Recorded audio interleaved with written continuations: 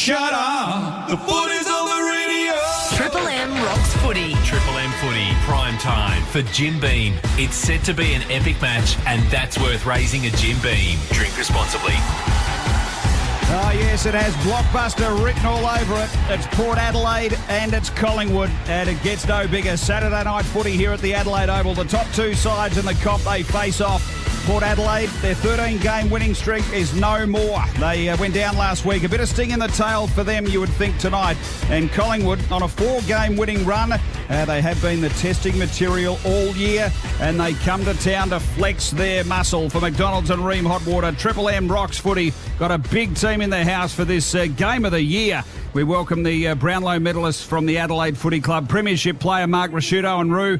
It's 1v2. It's been a big build-up. What do you think we find out tonight? Oh, we'll find out who the best side is, Yoda, won't we? They've both been a bit mouthy in the media, which is good. Nothing too personal, but Braden Maynard started it last week straight after the game on the MCG, telling Port to bring their A game, and then Kenny Hinkley yesterday saying, well, Collingwood think they're the best, and they keep telling everyone they're best. Well, we'll find out tonight. So bring on the fireworks. Both of them are fully fit too, so the best players are out there, so it should be a cracker. Right next to you, Red Bigland's 10 years at the top with the Adelaide Crows. Biggles, Taylor Adams plays game number 200 for the Pies tonight.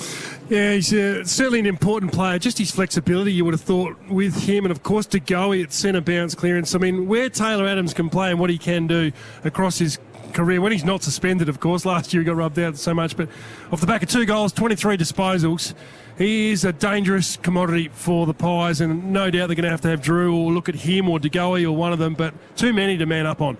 Chris Dittmar joins me in commentary tonight. Dits, some big ins for Port Adelaide's side tonight. Yeah, Roo said they're both fully fit, these sides, and I don't know, a couple of the key players, they're playing. So, and Roo, the old story, once you cross the line, you're declared fit, and I understand, I get that. Let's ask Ken Hinkley about that. Yeah, let's. I just want to be realistic about it. I hope Port's big guns are fit.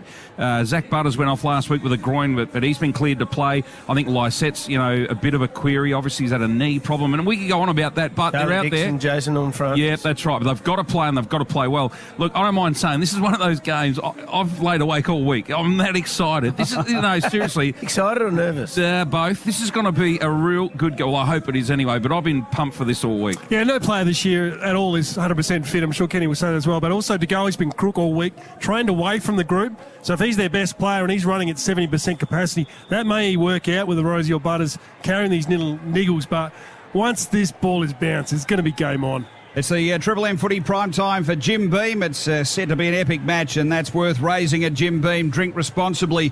Roo, listening to Fly during the week, coach at Collingwood, just talking about you've got to play Adelaide Oval differently. He said, we've had a couple of goes now, and we've figured out you've got to do some different things. Have you got any clue what he might mean by that? Well, Adelaide Oval's a bit narrower than the MCG. It is a different shape, so I don't know really what he would be doing to play it differently to that. I guess, you can zone a bit differently when you're playing on a narrow ground, but whatever it is, he's got it worked out. They've won their last 7 games here, so I don't think he's got too much to worry about. Yeah, once they get used to it, they'll be right. Yeah, exactly. Roo, I think Collingwood have been superb to watch this year. Great, and that's one thing I'm excited about tonight. I just want to watch them in the flesh as well. They are so good, so skillful, so talented. But your mob, you've seen the Crows play them twice and lose by a point and 2 points. Did you see anything special in that? Was there anything about the way the Crows took them on? I think Adelaide plays similar to Collingwood. They take the game on a lot and have got quite good ball skills and can work their way through. So that's what Adelaide did. But Adelaide should have won that game in Adelaide earlier in the year if it wasn't for inaccurate goal kicking. Collingwood come from behind and won. But I think taking Collingwood on, you can't. Collingwood put a huge amount of pressure on the opposition. They're the best side in the comp at putting pressure on. So if you don't take the game on and move the ball quickly, their back line will not let you score. All right, we're about to head down to the boundary right now for Bob Jane T-Marts. Bob Jane T-Marts have great buy 3, get 1 free plus instant cash back deals. Call or order online today. T's and C's apply. The coach of Port Adelaide, Ken Hinkley, with Theo Doropoulos. Well, Ken, thanks for giving us a second. So close to the game. 1v2, Adelaide Oval in front of your people. It doesn't get much better than this. Does it feel different? Yeah, I don't think it feels so much different yet, but I think it will when the game starts. I mean, there's been a bit of a build-up to the game, which is great. I think the stuff that goes on before the game makes the game what we want it to be, and I think we love seeing a bit of passion in the game. Some massive ins for you as well. Obviously, Dixon McKenzie straighten you up at both sides. Horn Francis, enormous. But particularly interested in Willie Rioli, how he's going. It's been well documented with the passing of his father, but it's great to see those guys back, but particularly with Willie. Yeah, Willie's going to be fantastic for us, and conditions are really made for him a bit tonight, I hope. So, he's got real clevers about him. But the other boys, they all make us better. There's no doubt about that. But ultimately, we need to embrace the opportunity and the pressure that's going to be in this game. Kenny, it's Roo here, mate. Braden Maynard fired it up after the game last week, saying Port better bring their A game, and you put another log on the fire yesterday just to stoke it up a bit. That was good. Why not, Roo? Why not? I mean, it's a game of emotions, and it's a game of we all want to be a part of, and good on him and good on them for putting it out there that they wanted to be and recognised as number one. And our challenge is tonight is to try and knock that off, and we're going to give it our best shot. You're confident tonight with those players back in? It was a loss you. Some people are saying you had to have last week, but not 50 points. No, everyone says you have to have a loss, but no one wants one, so I didn't want one either. So, and I certainly didn't want one by 50 points. So, look, we were off and we weren't great. And look, to be fair and be honest, since the bye, we've been a little bit down on where we've been. So it'll be really important for us tonight to get right back to that level, and our absolute best right to the end of the game is going to be really required.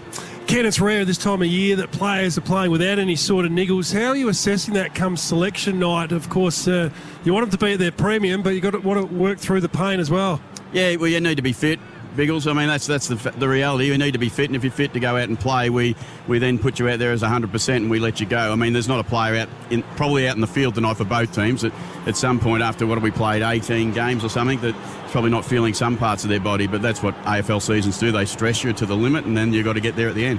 Ken, at the start, I know Theo asked you about the importance of tonight. I'm just wondering, are you putting extra on it? Are you saying to a lot of your young players, come on tonight, show me what you've got? You're playing the top side, come September we might have to play them, or are you really, really trying to treat tonight as a normal game? No, I want to embrace the opportunity. I think that's true. I think there's no doubt about it. I want us to, to see how we go. It won't be the be-all and end-all regardless of what happens tonight. If we win, we won't be the best team in the comp. If we lose, we won't be that far away from where we've been. So, but the opportunity to get into this game and be a part of it is great for our group and great for the competition, but particularly for us, we want to see where we're at a little bit. Yep. Yeah, their midfield looks good tonight. They've got absolutely chock-a-block. The Dacosses, Pendlebury, Adams, side bottom, DeGoey, Mitchell and Crisp. We know what Butters and Rosie have done for you this year. Just feel tonight you're going to have to get as much out of Drew, Boak, Wines, Horn Francis, Dersman and maybe Powell Pepper just to match him. Yeah, I think that'll be the case, Drew, but I think they'll be looking at that saying the same about, the quality, as you just said, the quality of our midfield, and, it's going to be on, there's no doubt about that. And last time we played them, they smacked us, and they smacked us good, so we've got to see what we've, look, we weren't the same team as we are now, so it'll be interesting to see where we end up. In recent times, the Pies have been tearing their opposition apart in one quarter, more or less, if you like, but do you have any on-field structure? Not a lot you can do from the box, Ken, but how the leaders can slow down the momentum when it's going against you on field? Yeah, we certainly do. I mean, we have opportunities to control the game when we get a chance, but sometimes the harder you try to slow a game down, the worse it can go for you too, I find. So, yep. I watched today's game at the end where I think it was Richmond and Hawthorn are playing. Both teams are really throwing the white flag up because they're trying to save the game. Sometimes you're better off to go on the attack, and I probably tend to go a bit more on the attack than go the conservative. How do you find the bench, Ken? You've been down there for a while now. Really good until last week, Ruth. Really good. I was happy to stay there forever. We keep winning. Look, I'm enjoying the bench. I'm enjoying the connection to the group. I think it's bringing something to the team, and I think it's certainly I've got great experience up in the box, and they're making sure that we know everything that's going on from up there, from their point of view, and for me on the bench. I think it just helps to keep our players together. Well, Ken, it's a big game. The access you give us is extraordinary. We really appreciate it on Triple M. Best of luck. Good on you. Thanks, boys. Luck. There he is, Ken Hinkley. What a game it's going to be. And we have got the opening bounce coming up after the break. It's Port Adelaide. It's Collingwood. It's been our Triple M footy prime time for Jim Beam. It's set to be an epic match, and that's worth raising a Jim Beam. Drink responsibly. Mark Rashido, Red Biglands will get stuck right into this one. Big Saturday night clash. Top of the table. 1v2 for McDonald's and Ream Hot Water. Triple M rocks footy. Triple M footy, prime time for Jim Beam. It's set to be an epic match, and that's worth raising a Jim Beam. Drink responsibly. For Ream Hot Water and McDonald's. Triple M rocks footy. Shut up! The footy's on Triple M! Triple M's Sunday Rub isn't afraid to make the big calls. There's a push for the players to have their names on the back of their Guernsey. Yes. Even if they can't always get them out. So I think the West Coast Eagles can knock off the Kangaroos. They can do what to them? Join the Temper Mattress call team tomorrow from 1 for Melbourne and Adelaide. For Ream Hot Water and McDonald's, Triple M rocks footy. Anyone who loses their licence for drink driving will have an alcohol interlock fitted to any vehicle they drive, which means your day will involve a lot of blowing into the interlock. Pulling over in busy traffic to blow into the interlock. Telling your boss that you have to fit an interlock to your work vehicle. Paying to have an interlock fitted and serviced. And a whole lot of blowing into the interlock. Drinking, driving, they're better apart. A message from the TAC. Hey, there he is. How's dad life? Phil, I'm so tired, but it's the best. All settled in with everything? Yeah, pretty much. Switched my super over to C-Bus too. What's that got to do with your kid? Oh, well, I really got to make sure this hard work pays off now. You know. True. C-Bus Super, making hard work pay off. To consider if C-Bus is right for you, go to cbussuper.com.au for a PDS and TMD. Past performance is not a reliable indicator of future performance. Have you got a dream renovation, a dream man cave? Robot's got it. Robot Building Supplies can help you get the job done. Robot's been servicing the building, fencing, engineering, roofing and cabinet making industries for over 70 years now. So when it comes to experience and reliability, Robot's got it. With 24-hour delivery, dream one day, build the next. Robot Building Supplies, Notting Hill, Sunshine, Preston, Dramana, Pakenham, Coldstream and Darnham. RobotBuildingSupplies.com.au. ROBOT, Robot Building Supplies. Kobe is a cheeky 9-year-old that loves bikes and fast cars. He has acute flaccid myelitis, which has meant long hospital stays away from his family. But Kobe and his family had time together thanks to his wish to live like his favourite YouTubers. Kobe's wish came true when he stayed in a mansion, played laser tag and rode in a limo. Helping sick kids find hope is something we all have the power to do. Find out how at makeawish.org.au. Make a wish. Do your Coles shopping on DoorDash and pay the same price as in-store. From grocery top-ups to stocking the pantry or planning your weekly meals, shop Coles at in-store prices and get it delivered in 45 minutes on DoorDash. Plus, if an item you order is out of stock, your Dasher will message you while shopping, keeping you in control with no surprises. DoorDash, more to your door than you think. Based on average delivery times. Delivery times not guaranteed. Delivery and service fees apply. Are you ready to start something? Do what you love? With 38 free TAFE courses and over 130 nationally recognised qualifications including business, accounting, real estate, cybersecurity and IT, come to Kangan Institute, the Australian Large Training Provider of the Year 2022. No ATAR needed. It's time to unleash you at Kangan Institute. Call 13 TAFE to apply now or visit kangan.edu.au. Eligibility criteria applies. Some or all of this training is delivered with Victorian and Commonwealth Government funding. RTO 3077. Shut up! The footy's on the radio! Triple M rocks footy. This quarter for Repco, driven by passion for 100 years. Saturday night footy, big clash at Port Adelaide and it's Collingwood for McDonald's and Ream Hot Water. Triple M rocks footy. Ream Hot Water built tough for Aussie conditions. When it comes to water heating, ask your plumber to install a Ream. Big team in the house. We've got Mark Rashido and Rhett Biglands to tear this game to shreds. Boys, what a salivating encounter this is going to be. It's 1v2. Take us through it. How does it get one here tonight? Well, it's going to be a huge game, isn't it? Collingwood smacked Port Adelaide on the MCG in round 2 by 51 points. So that would be in the back of the mind of Port Adelaide, and so would their loss last week. So for Port Adelaide, they just need to get off to a good start. If they can get off to a good start, all of that just evaporates straight away. Whereas if they are slow out of the gates and Collingwood get a few goals at the start, the question marks get in the mind. So the start is absolutely crucial. Scotty Lysette needs to give their midfield use of the ball, and their midfield for Port Adelaide need to get on top. I asked Kenny about the depth of Port Adelaide. Drew, Boak, Wines, Horn, Francis, Dersma, Powell, Pepper need to have a great night tonight to go along with Butters and Rosie, because Listen to this for Collingwood midfield. Nick Dacos, Josh Dacos, Pendlebury, Adams, Sidebottom, DeGoey, Mitchell and Crisp. 8 genuine A-grade midfielders in the Collingwood midfield, and they're going to be hard to beat, Biggles. Isn't it incredible, though, how much water has gone under the bridge since round 2 when the Pies tore them to bits at the Triple MCG, and how that can change a side's mindset going into them now. As a player, you'd probably forgotten about that, but you'd still hold a bit of a grudge, I thought, if I was Port Adelaide and Collingwood. That should give them confidence. Premiership credentials on the line, then I think today as a football club we're going to find out a lot about Port Adelaide. I don't think there's too much to lose from a Collingwood point of view. We know how they are such a powerful performer under immense pressure. This is one of the biggest pressure games that the Port Adelaide Footy Club's had in a long time. Yeah, and there's a little bit of ladder pressure now as well. Brisbane have knocked off Geelong up in Brisbane, so Brisbane aren't far behind Port Adelaide. Port Adelaide finished top 2. It's a massive advantage to them for the finals. To get a home final here in the first week of finals is huge, whereas if they have to go to Brisbane and play them up there, it is a lot harder than playing in Adelaide. So when Collingwood get these run-ons, Roo, that's my concern. When they blow teams away in a quarter, like they did against the Dogs, like they did against Freo as well, when they absolutely terrorised the opposition, how do Port stop that on field? There's nothing that coaches do. I touched on it when we interviewed Kenny. How do you slow it down as a player? We used to have a call, the Anzac call, everyone to arms to try and win possession.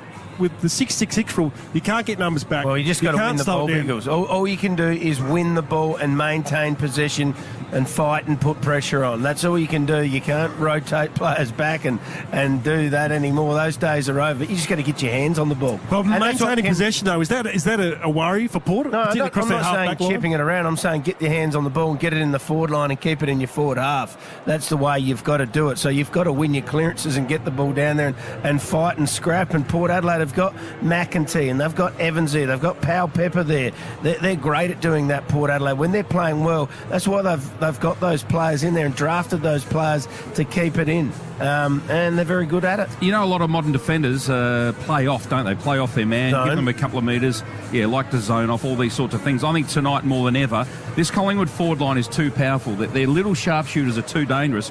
Port Adelaide's defenders, for mine, have to stand side by side, be right on them, give them no space, like the old-fashioned defender, seriously, because Collingwood will tear them apart. Well, that's good pick-up, Dits, because obviously Bobby Hill's electric at ground level, even though he's starting on the interchange tonight. They probably looked at Dylan Williams across half-back and thought he'll start as a sub because he's not that lockdown type. But it worries me that Farrell isn't, and Burton, they're not either. They're beautiful kicks out of defence. They need to stand right on their man. Yeah, Lockie Jones might get that job. Ditz. Burton has been used in the past and has had some goals kicked on him, but I think Lockie Jones will probably get that sort of role if they want to try and shut one down. Let's head to Theodoropoulos. Bob Jane T-Marts have great buy 3, get 1 free plus instant cashback deals. Call or order online today. T's and C's apply. Theo at ground level. Yoda, conditions not too bad. It was very wet in Adelaide during the day. The deck is very slippery, a little bit soggy in areas too. So just be aware for the players, the first 5 or so minutes might be a bit of a wet weather game. Really nice moment a minute ago with Craig McRae and Ken Hinkley in a shake of hands and just chatting through what's going to be a cracking evening tonight. Starting benches, Jordan De Goey, Bobby Hill, Jack Crisp and Mason Cox for Collingwood. Oleg Markov is the sub, and for Port Adelaide, Miles Bergman, Brownlow medalist Ollie Wines, superstar Connor Rosie and Francis Evans start on the pine. Dylan Williams is the sub. Captain's just in the middle of the ground now, guys. The coin about to be tossed. Ollie Wines. Tails call, it's a head.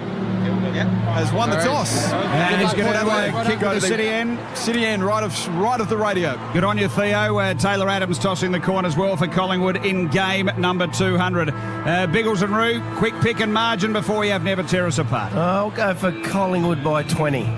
Yeah, I'm actually bullish on the power. I think they can get it done, but I've been making, my tips have been making weather presenters look good these days, my predictions. Oh, good one, Jez.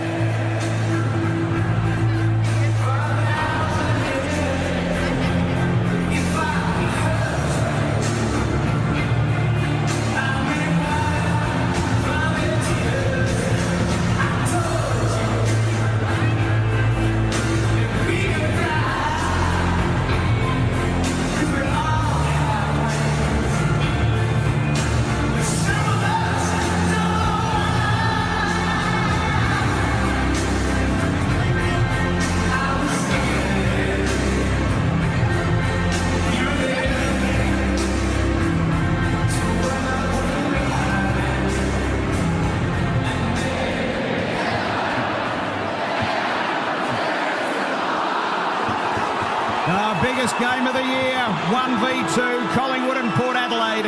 And here's Chris Dittmar to get us underway on Triple M footy. It's first versus second at the Adelaide Oval. Can Collingwood tear Port Adelaide apart? They did at the MCG earlier this year. What a game. Umpire to bounce the ball. Lysett and Cameron collide in the middle. And they do so now. Reaching over the top was Lysett. Collingwood away. Butters dragged off the footy. Umpire said high contact. Port Adelaide. A brutal tackle. High contact. And Butters. Butters has run off. He doesn't even know he's got the free kick. Tom Mitchell wanted to throw his weight around early. He's the one that got him high. Port play on immediately. Handball to Houston. Long kick inside 50. Port Adelaide caught behind. Marshall was 3 deep. Off hands a loose footy. Deep in defence for Collingwood. Finlayson in the forward line. Sockers forward. Evans gets involved. His first touch, in fact, McEntee. And the ball off hands goes out of play. Port Adelaide inside 50 for the first time tonight. A throw in right on the 50-metre line. Darcy Moore looks like he's matching up with Charlie Dixon. Seabass Super comments from Mark Rasciuto and Rhett Biglands tonight. Jeremy Howe on Finlayson. Big crowd in at the Adelaide Oval. The throw in comes. Dixon doing the ruck work, plays in front, manhandled out of the way. Cameron tries to fist clear. Penalty gets the kick away. No mark taken. Jones was good for Port Adelaide. Loose ball, centre wing, not 15. Lysett punches forward, running onto it. Drew gets the kick away, smothered off hands and in the back. Pay the advantage. There's no advantage, but Butters grubbers one inside 50. Dixon handball to Boak. Boak's handball goes astray. Didn't find a teammate. McEntee tried to keep it alive, and it ricochets out of play, right forward pocket. It's a good start by Port Adelaide. They look up and about. They've got the ball inside forward 50. This is exactly what they needed to get over that loss from last week. Seabass Super, Mark Rasciuto, Red Biglands tonight. Throw in forward pocket for Port Adelaide. Dixon doing the ruck work. Powell Pepper came steaming through. It was wrapped up by Mitchell. Dished off the handball. Came through very well there, Josh Dacos. Quain all wrapped up. Really nice tackle by Junior. And we'll have a ball up. Theo Doropoulos, Bob Jane T-Marts. The question the AFL has been trying to solve is how do you stop Nick Dacos? Well, tonight it's Willem Drew. He's gone to him from the get-go. So ball up. 50 out from Port Adelaide's goal, side bottom. Cleared it from the defensive 50, but only as far as Alir. Takes a nice mark in the middle of the ground. Goes short to Butters. He goes with a right foot ball. Nicely measured to Drew. They're gradually creeping forward, Port Adelaide. Now a big long bomb comes from McKenzie. Big fly Marshall. Couldn't drag it down. Ground level, Powell Pepper has a shot. He's missed. Everything out of bounds on the fall. So Collingwood are going to get it deep in their defence. What about Todd Marshall destroying that pack? You've got to love that from the big forward. Just killing the ball. Had a massive ride to bring it to ground. And when you've got Moore going to Dixon, and we know Dixon's running on about 70% capacity at the moment with his injuries, it's so good to have Marshall flying as the big man, second one in. Pendlebury ran hard, kicked it long. Off hands, Houston did well at centre wing, but the handball goes to Cameron. Cameron got a handball away under pressure, side bottom. The veteran picks it up. His kick around the corner's good, or was it? Just stayed in play. And McStay takes the mark a millimetre inside the boundary line. So McStay, crowd getting involved early. A lot of boos. The left foot kick. Along centre wing, Alir in front. Gets a run at it, and they fisted out of play, the Port defenders. Myercheck was the target. Very dangerous player that he is. Braden Maynard started in the centre square for Collingwood. I think that was just to put some muscle around the ball. He's now gone back to the half-back flank. I haven't seen Maynard start in the centre square for a while. Yep, fair bit of grunt there. The ruckman share this one. Houston, another touch for him. Has had a bit of it early. Got it to Horn Francis. Gets the kick away. Dixon the chance, plays in front. And this one will go to the boundary line as well. He and Darcy Moore doing battle tonight. And Charlie Dixon he just looks sore, doesn't he? Well, he does. He's limping already, which is a bit of a worry. Let's keep an eye on Jason Horn-France as well. Had the pink hat on during the week. The pink hat for the players are a bit banged up. Cameron in front, comes down to Butters though. Gets an awkward kick away, goes forward. Boak a chance. Coming in, Powell Pepper won the footy, tries to take on 3 Collingwood players, and they team up and tackle him and drag him to the ground. There are some hard nuts involved there. How do you get ready to play in a big game, top of the table clash? You go to watch netball. I saw him down there at Mile End this morning, Powell Pepper, watching underage girls netball. And Rue as well, 2 hard men. watching their daughters play. Fantastic. Aaliyah from halfback, not a good kick. But Port Adelaide through Houston, rush it forward, off hands Boak, gets a kick forward, inside 50 again, Port Adelaide, no mark, taken off hands, Powell Pepper's been in everything, can handball over the top, he's got loose players, no, goes himself on the run, gets the kick away, it's a goal, Powell Pepper, how did he do that? Clever goal, Port Adelaide, they strike first, and they've dominated proceedings in the opening couple of minutes, but there's a long, long way to go. Powell Pepper's been important, and he gets Port Adelaide's first goal on the Triple M Repco scoreboard. Port won straight 6, Collingwood yet to score. Well, how often does he get the side going, Sam Powell Pepper? That was absolutely brilliant. A couple of fend-offs and a right foot banana from about 40 metres out. We're having a look on the replay here. A good presence from Dixon to bring it to ground. Shrugs off Darcy Moore, and a great banana from a long way out. Very, very good kick from Sam Powell Pepper. That is one of the goals of the year, to defend off Moore. But our very own Damien Barrett on the Friday huddle talked about the hard men for both clubs. Bruzzy Maynard stirring the pot, and then you've got Powell Pepper up the other end rattling cages. How good to see. For McDonald's and Ream Hot Water, Triple M rocks footy. De Goey out of the guts for the Pies, sends a long ball in. Aaliyah got his fist to it. Here's Elliott tight against the boundary. A little hot to handle. McStay snaps around the body, goes right there. He gets it back very quickly. So it's one straight apiece on the Triple M Repco scoreboard. Repco, driven by passion for 100 years. We've played nearly 6 minutes on Saturday night footy. Mark Rasciuto, Red Biglands. Centre bounce clearances, they are absolutely vital. And Jordan De Goey there just flexing his muscle after Sam Powell Pepper flexed his. It was a bit of a wayward handball by Elliott. It looked like it anyway, went over the top. And McStay, who... he has only kicked, give me a break here, I think 5 goals he's kicked this year. The high-price recruit coming from Brisbane, 5 goals. That's his 6th goal for the year. Dan McStay, and probably none more important than that one. For McDonald's and Ream Hot Water, Triple M rocks footy. The perfect start at the Adelaide Oval. A goal apiece as the umpire throws it up. Lysette went early. Cameron tried to win it, then had an area as he socked off the ground. Butters has had a few touches early, gets a kick away. Dersma caught behind side bottom, rushing through hard. Drew with his head. Then Dersma tried to get a kick forward to go. He wins the footy. Good handball under pressure to Quaynor. He goes to the outer side. Collingwood in control for the moment. As good as Powell Pepper is at his forward pressure, they've got to monitor Quaynor. He's been in ripping touch. 22 disposals, 4 contested marks. Probably one of the best players for Collingwood last week. They cannot allow him to rebound out. Gets the kick along centre wing, Lipinski, and offhands it, dribbles out of play. Aaliyah, good defending again for Port Adelaide. Lots of people talking about him being an All-Australian defender this year. Biggles backing up your stats. 8 intercept marks for him last week, which was a career high. So they need to make him accountable on Powell Pepper again now. Reds had lending stats with Rhett Biglands. Lysette pushed under the ball. Yeah, I think it was there. He pushed his opponent under the footy as Pendlebury comes away. Familiar handball forward, loose kick. Gets to Myercheck. Gee, there's no one within Cooey or Myercheck.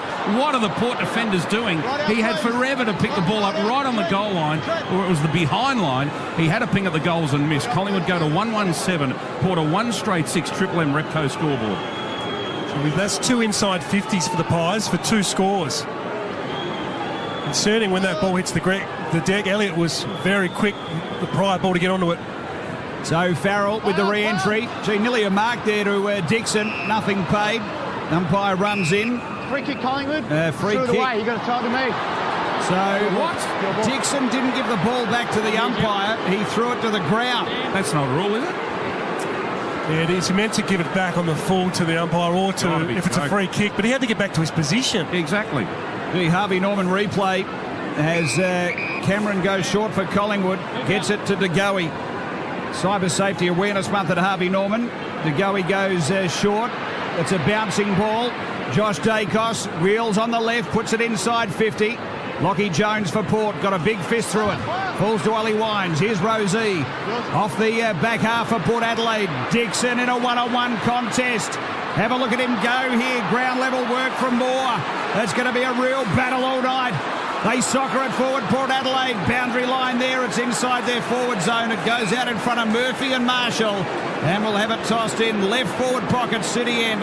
Collingwood lead it by a point. Triple M Repco scoreboard. Got 40-50 metres by kicking it off the ground there, Pal Pepper. It's one of those nights I'd encourage, when you're under pressure like that, just boot it along the ground. Make the ground. You make ground on where the footy like this is tonight, under pressure. Yeah, good call, Roo. Dixon played in front, did the ruck work. Chris from defence got the handball away to side bottom. Side bottom clears the 50. Bergman, good strong body work, but didn't take the mark. McStay lost it in the tackle. Port win the footy. Comes to Rosie. Handball to Wines, ran into traffic. Handball back to Rosie. 40 metres out on the run goes Goldwood. He gets Port second. That was a good passage of play. Port Adelaide 2 straight 12. Collingwood a 1-1-7. What a game of footy at the Adelaide Oval. It's living up to everything we thought. First versus second, that's all on the Triple M Repco scoreboard. If it's one thing that Port Adelaide have got on top of Collingwood, I'd say maybe a little bit of pace around the ball. Connor Rosie, Zach Butters, really lightning, great agile, and that's what happened there. Let's just have a look. So he gets it way out on the wing there, Rosie, follows it up, weaves his way through. Quaynell couldn't catch him, and a great finish. What sort of year is he having? It's incredible. They just go at the opposition from stoppage. Collingwood do the same. Rather than trying to retreat defensively from clearances, go at the opposition and take them on. And Rosie just peers through. Kicked 2 goals last week, 28 disposals, and started red hot tonight. Oh, great insights there for Seabus. Mark Rasciuto, Red Biglands tonight. We're back in the middle for McDonald's and Ream Hot Water. Triple M Rocks footy. Horn Francis out of the middle. He got it working up the half forward. Over the head of McEntee. Evans whacked it forward. Junior Rioli, a little tap to Rosie. Quaynell comes out, meets him. Rosie gets to his toes. He's tackled again, this time by Dacos. Quaynell came through. He's tossed to the side like a ragdoll by Dixon. Ball in dispute, top of the 50. Have a look at him go in. It spits out to going for the Pies. Tried to find Lipinski. He couldn't quite get it there. Or Bergman didn't quite come to him. Myercheck a long way up the ground. He's all the way at half back. Got it across. Now Dacos, this is Nick, measures it nicely, big fist from the side, McKenzie. And it's out of play, approaching half forward here for Collingwood. Port Adelaide by 5 points, Triple M Repco scoreboard. Closing speed of McKenzie, pretty much Billy Elliott had that wrapped up on the chest. Breaking up the defensive chains for Collingwood must be a priority tonight, Port Adelaide, because they're so good at transition. Seabus Super comments from Red Biglands. Mason Cox into the ruck. Lipinski left the ball behind. Coming through Horn Francis again. Another touch for him. Handball forward. Evans can't pick it up. Frankie Evans had a touch of the fumble. Side bottom through. As cool as you like. Handball's back to Moore. Moore's kick didn't find his teammate. That's out of play. How did the umpire see this one? Throw it in, he says. Will that set the trend for the night? No. You never know. He kicked it straight at his teammate. Went straight over his head, but just missed him there, Darcy. Well, that's going to be a great duel between Darcy Moore and Charlie Dixon. Seabus Super comments. Mark Rasciuto. Finlayson into the ruck. Much taller opponent. Mason Cox won the tap. Bergman a chance to win the footy at half back, centre wing. And side bottom happy to let it just dribble out of play by the interchange gate. Port Adelaide 2 straight. Collingwood 1-1-7. Triple M Repco scoreboard. Great matchups all over the ground. 2 crack teams going at it here on a Saturday night on Triple M. Finlayson gets rid of Mason Cox. Thought it was illegal, but the umpire said play on. Could have been a free kick. Penalty picked it up. He lost it in the tackle. Side bottom likewise double team. That is great pressure, Port Adelaide. And the umpire says, I'll have it. The pressure's been up by Port Adelaide early. It's been absolutely fantastic. So whatever Ken's talked to him during the week, it certainly worked. Ball up, centre wing. Tap down by Cox for Collingwood. Horn Francis at the base of it all. He's got his hands on the ball. Umpires mic'd up exclusively for Triple M. Cyber Safety Awareness Month at Harvey Norman. We're giving you a free $50 cyber safety voucher to use towards any cyber security product. T's and C's apply. The rucks go at it. Both of them go to their knees in the end.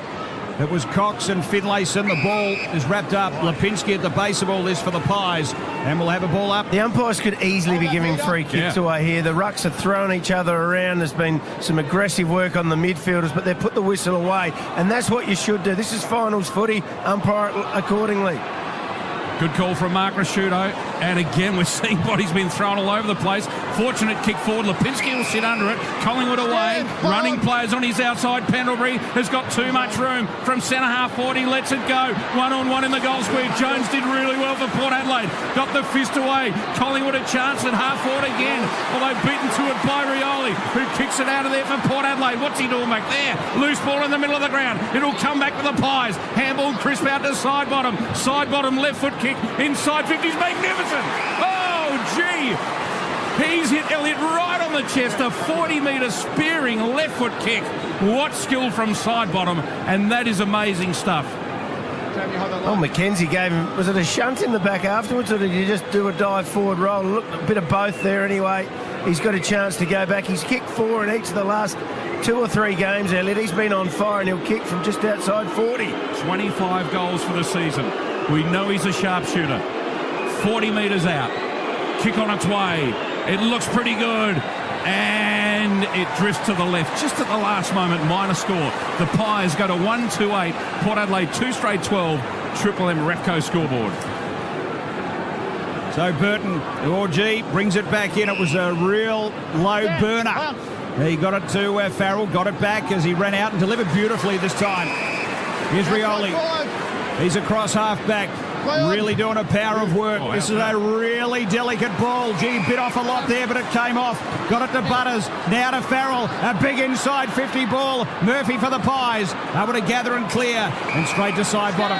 Yeah, that's just pure ass coming out of the back line like that, if you don't mind me saying it. But that's what Collingwood do. They just hack kick it, get the ball on, and make sure they got numbers around it. Horn Francis takes a nice contested one in the middle of the ground.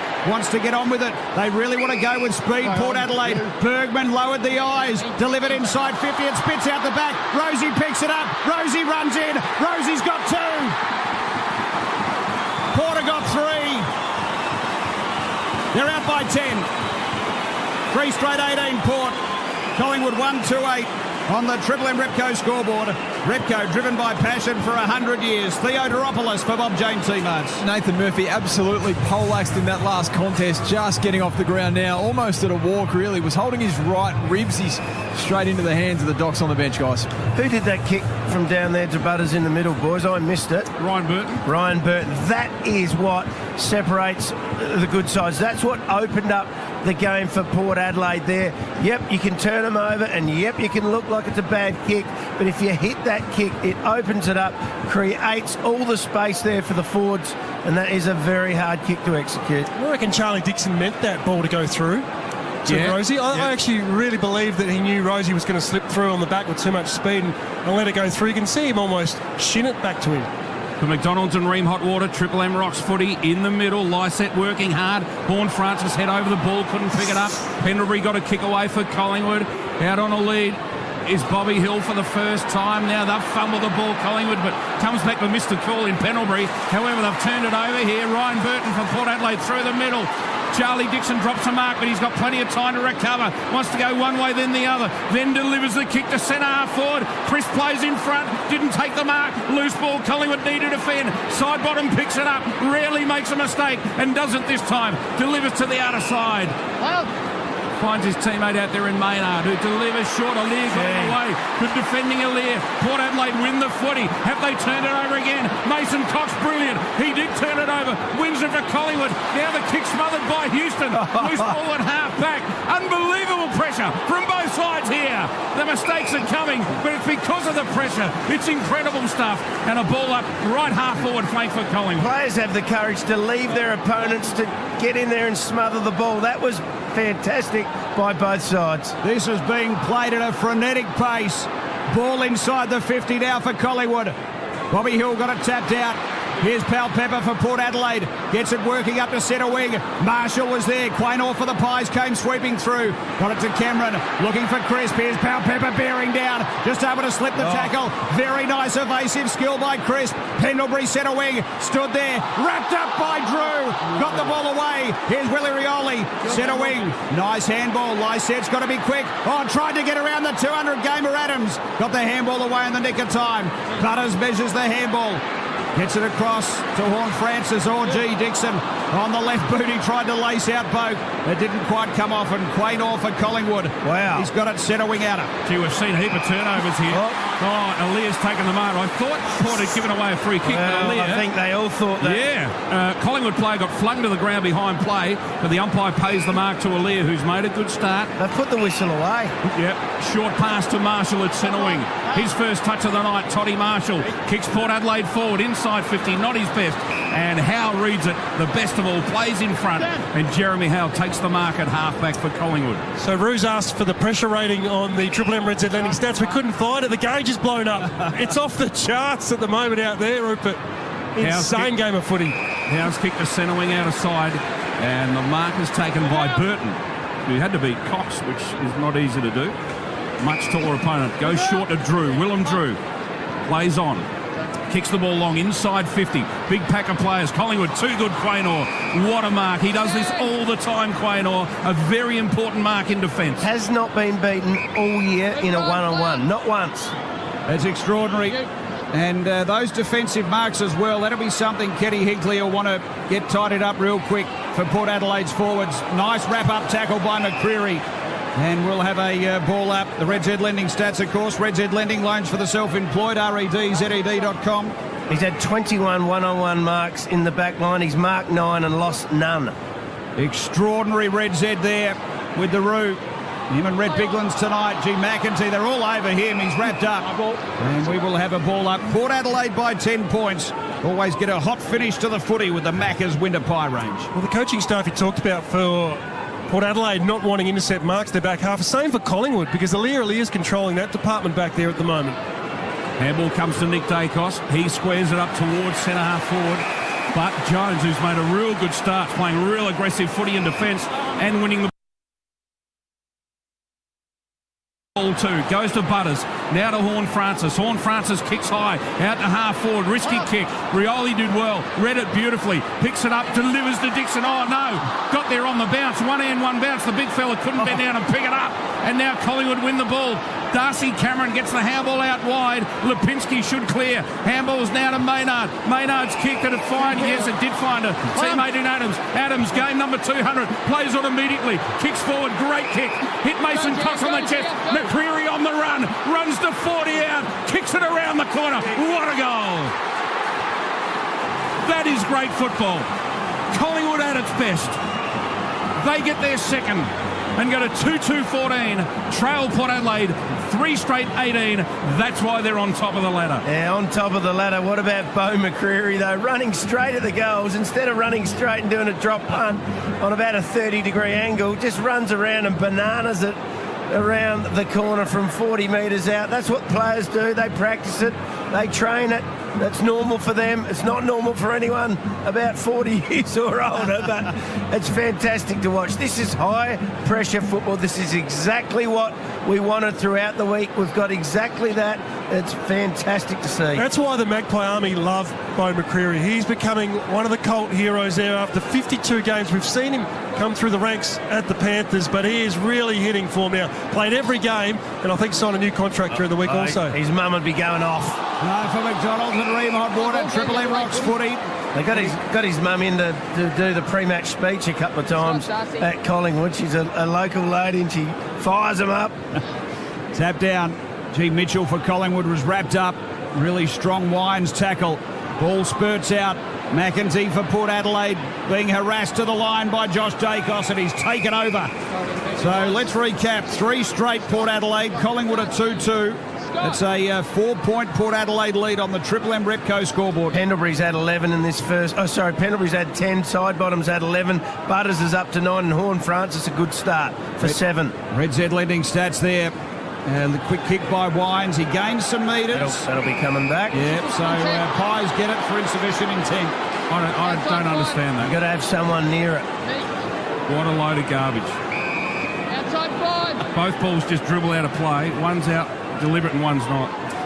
That one there, you could have skied that to go forward if you wanted to. There was intent there to get that ball over the boundary line. Ball dust. It was a missed kick under pressure. I've seen you kick these. Is ball dust the real thing? Yeah. No, it was real. Oh, Quaynor through the middle, playing a good opening quarter for Collingwood. They go to the outer side, lose players everywhere. Adams is one of them. The kick didn't find him. Bad turnover by Collingwood as they were threatened to go forward off halfback Bergman. His kick will get turned over too. He's kicked it straight to the opposition. Ends up with Pendlebury. Touch number 11. Comes to the middle of the ground. Maynard's on his own. Handballs out to the running player. Off halfback in Crisp. He kicks to the front of the goal square. Mason Cox was the target. And Lysett got the hand on it. And it's through for the minor score. And Collingwood 2-3-15, trail by 3 points.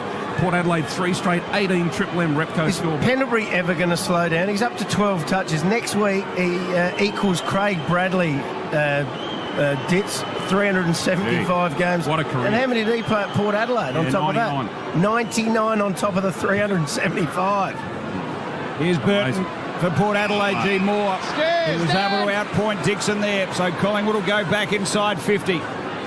And played Shield cricket for South Australia and Victoria, didn't he? Oh, yeah. For both. Stop it. That's a good quaddie. Here's Moore. Inside 50, Collingwood. Ground level ball, Myercheck wrapped up. That was a good tackle, Houston. Burton for Port Adelaide. Got it out of there. Now the Dixon-Moore contest. Dixon slapped it, tried to gain some metres. Evans there. Did very nicely. Got around Maynard. Poked it to Willie Rioli. Oh, Quaynor. There's that one-on-one set-up, Roo. He still hasn't lost one. Now Noble goes sideways to Lipinski. That was incredible. That was a goal coming up. Quaynor is amazing. They should be playing volleyball. They kicked it off the ground there, didn't they? Oh, the Pies come across halfback and it'll end up with Crisp. Goes with that left foot kick. Indecisive, then got it right and found Moore. Nice looking pass in the end. Moore's got loose players. So Josh Dacos, very short, just came off the bench. He takes the mark. Handballs forward to Mitchell. Mitchell caught on the boundary line with that left foot kick as well. Goes to half forward. No mark taken. Both teams had candidates there. Pendlebury a chance again. Beaten to it this time by Rosie, who just belts it forward. It'll be a Collingwood. Oh, Butters too good. How did he win that? Amazing stuff. It ends up with Dersma on the end of a handball at centre wing. Has two bounces. It's a wet bullseye. Don't bounce it. And then he sockers forward out on the full. Is it? Yes, it is. Gee whiz. He was away. Players just making little errors, but it's because of the pressure. It's amazing stuff to watch. It really is. So Crisp for the Pies. He's tucked in across that half-back line, unloads down the line. Now free kick going to Cameron. Advantage. So Maynard has a running bounce, has two of them. He didn't just watch Dersma before, pokes it inside 50, Elliott. So he's hemmed against the boundary. Well, he missed the last one just to that left side, Gator, but this is very gettable for a right footer. Plenty of daylight between the posts. Seabass Super making hard work pay off. Seabass Super special comments. Mark Rasciuto there with Brett Biglands tonight as Elliott comes in to grab the lead for Collingwood. Improves the angle ever so slightly. He's hung it out to the left a bit. It's coming back. He's got it. Elliott, goal for the Pies. They lead it by 3. 3-3-21 Collingwood. 3 straight 18 Port.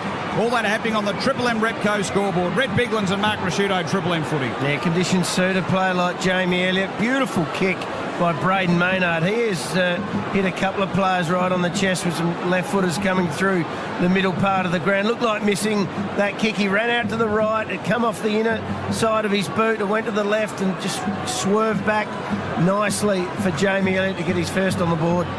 God, he's in some really good form, isn't he? Kicked 4 goals in his last 3 games. That one was an incredible strike to bring it from left to right. Pies in front for the first time. Lead by 3 points.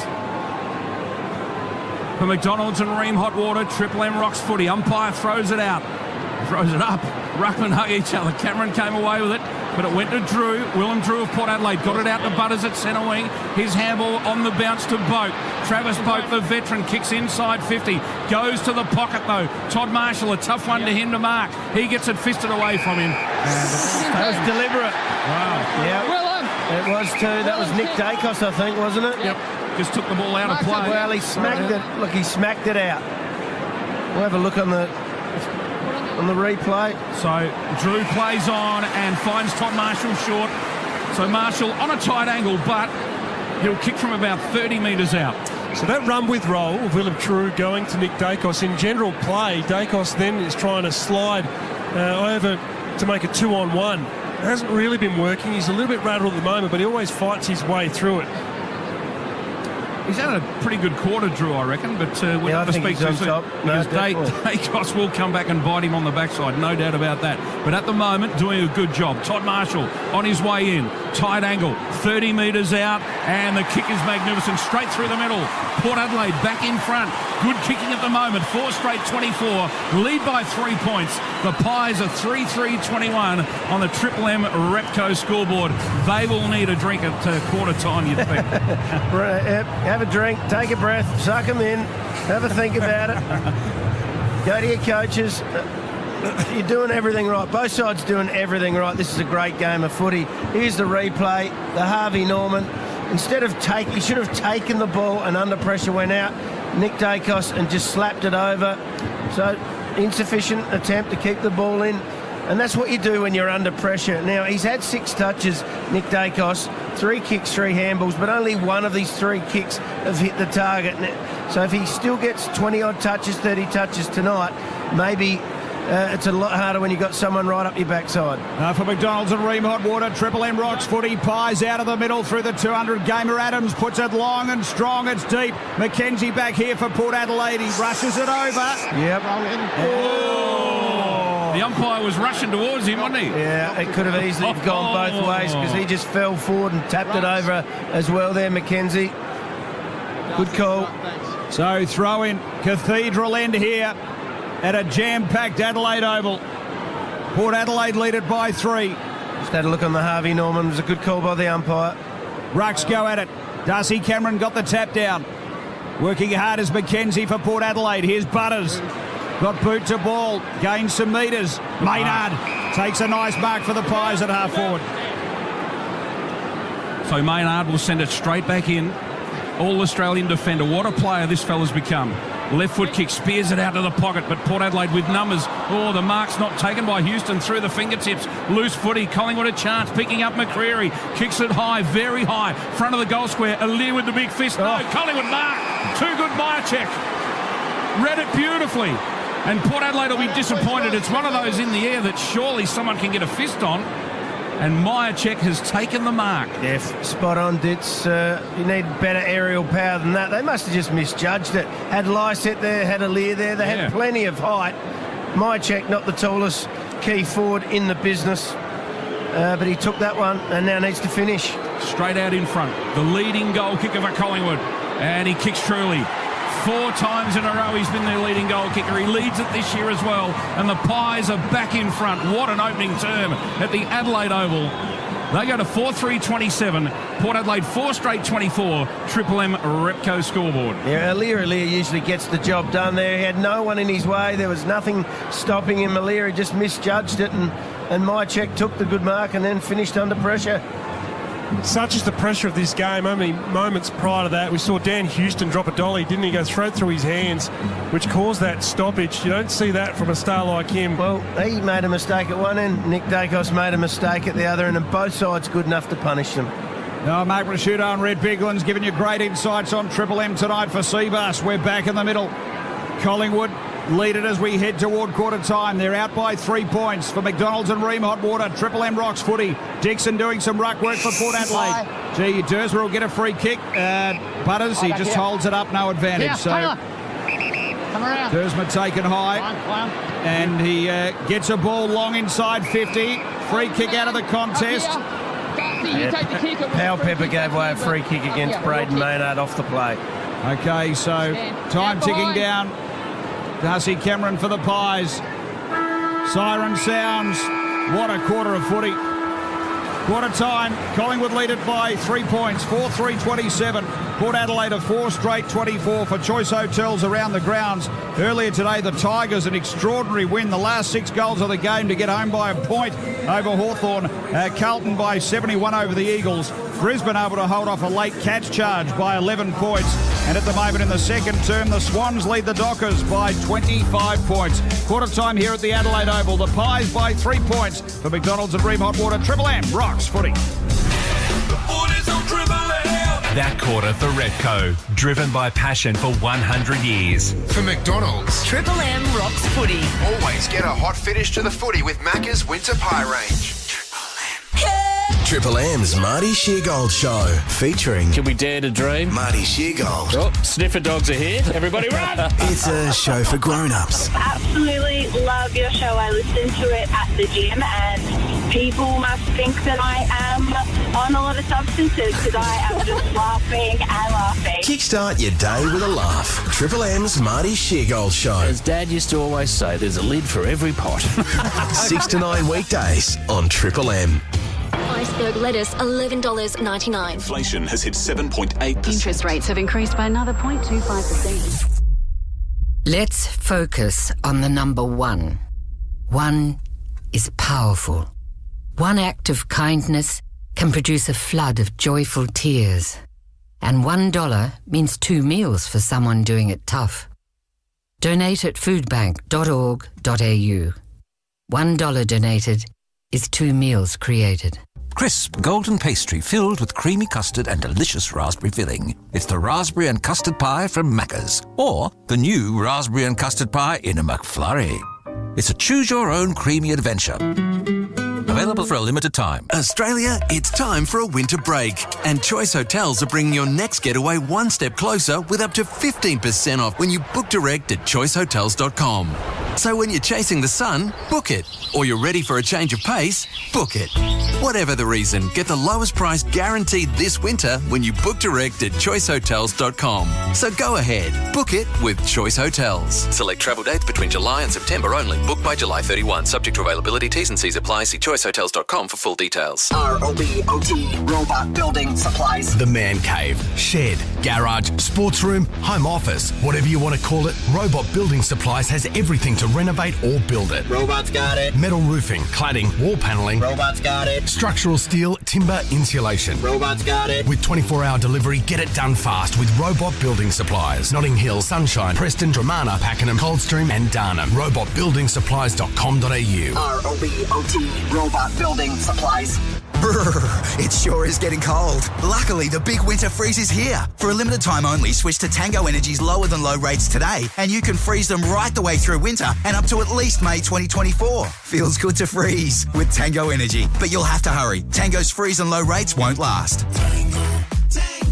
Tango Energy. T's and C's apply. Excludes feed-in and other fees and charges. Fact sheets available at tangoenergy.com. For clear advice on the right plan for you, contact us on 1800 861 952. Hello. Frank Walker from National Tiles. National Tiles constantly check and lock prices on many of our most popular tiles at more than 20% below the market every day of the year. Here's proof. Massively popular Subway wall tiles, best market price $52. National Tiles checked and locked price $34.95. That's way more than 20% saving every day of the year. Only at National Tiles. The Lowdown. Around town. On the hunt for some cabinetry? Caboodle has a range of cabinets, doors, bench tops and hardware ideal for tradies. Quick and easy to install with no surprises on site. See the Caboodle range at Bunnings. The Lowdown. Shut up! The foot is on the radio! Triple M rocks footy. This quarter for Titanium Caravans. Titanium Caravans are built to tackle Australia's toughest conditions. Visit titaniumcaravans.com.au. Oh boy, if the first quarter's any indication, we are in for a ripper. Pies leaded by 3 points at quarter time. 4-3-27, Port Adelaide a 4 straight 24 for McDonald's and Ream Hot Water. Triple M rocks footy. Theo Doropoulos for Bob Jane teammates. Yeah, injury-free after that first quarter. It was played at breakneck pace, as you described. The ground's a little dewy still, but conditions looked a bit drier towards the back end of that first term. Looks like it's dry overhead too. Looking around the ground, a true indicator of how full it is at Adelaide Oval is the hill. There is no room to move whatsoever, not a spare seat in the house. This crowd has to be north of 50. It's massive. Bob Jane teammates have great buy 3, get 1 free plus instant cash back deals. Call or order online today. T's and C's apply. Mark Rasciuto, Red Biglands, tell us about that opening quarter. I reckon you want your screw-ins up on the hill as well. You wouldn't want to be slipping with 4 beers coming back down there, Biggles, at this stage. Yeah. But you need it, buddy.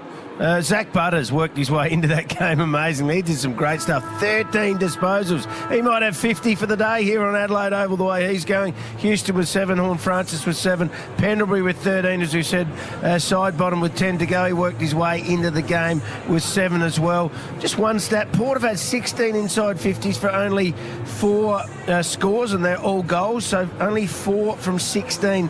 Collingwood have had 12 inside 50s for 7 scores, being 4 goals, 3. So Collingwood converting their inside 50s more to scores than what Port Adelaide are. Everything other than that, pretty even. Nick Dacos, probably his quietest first quarter with 6 disposals, and as I said, only 1 of his 3 kicks hitting the target. Willem Drew doing a good job so far. Isn't it just remarkable that the 2 leading possession getters and metres gained for the Pies are their veterans in Pendlebury and Sidebottom? They continue to deliver, and tonight it is slippery, it is wet, and it's hard to play in.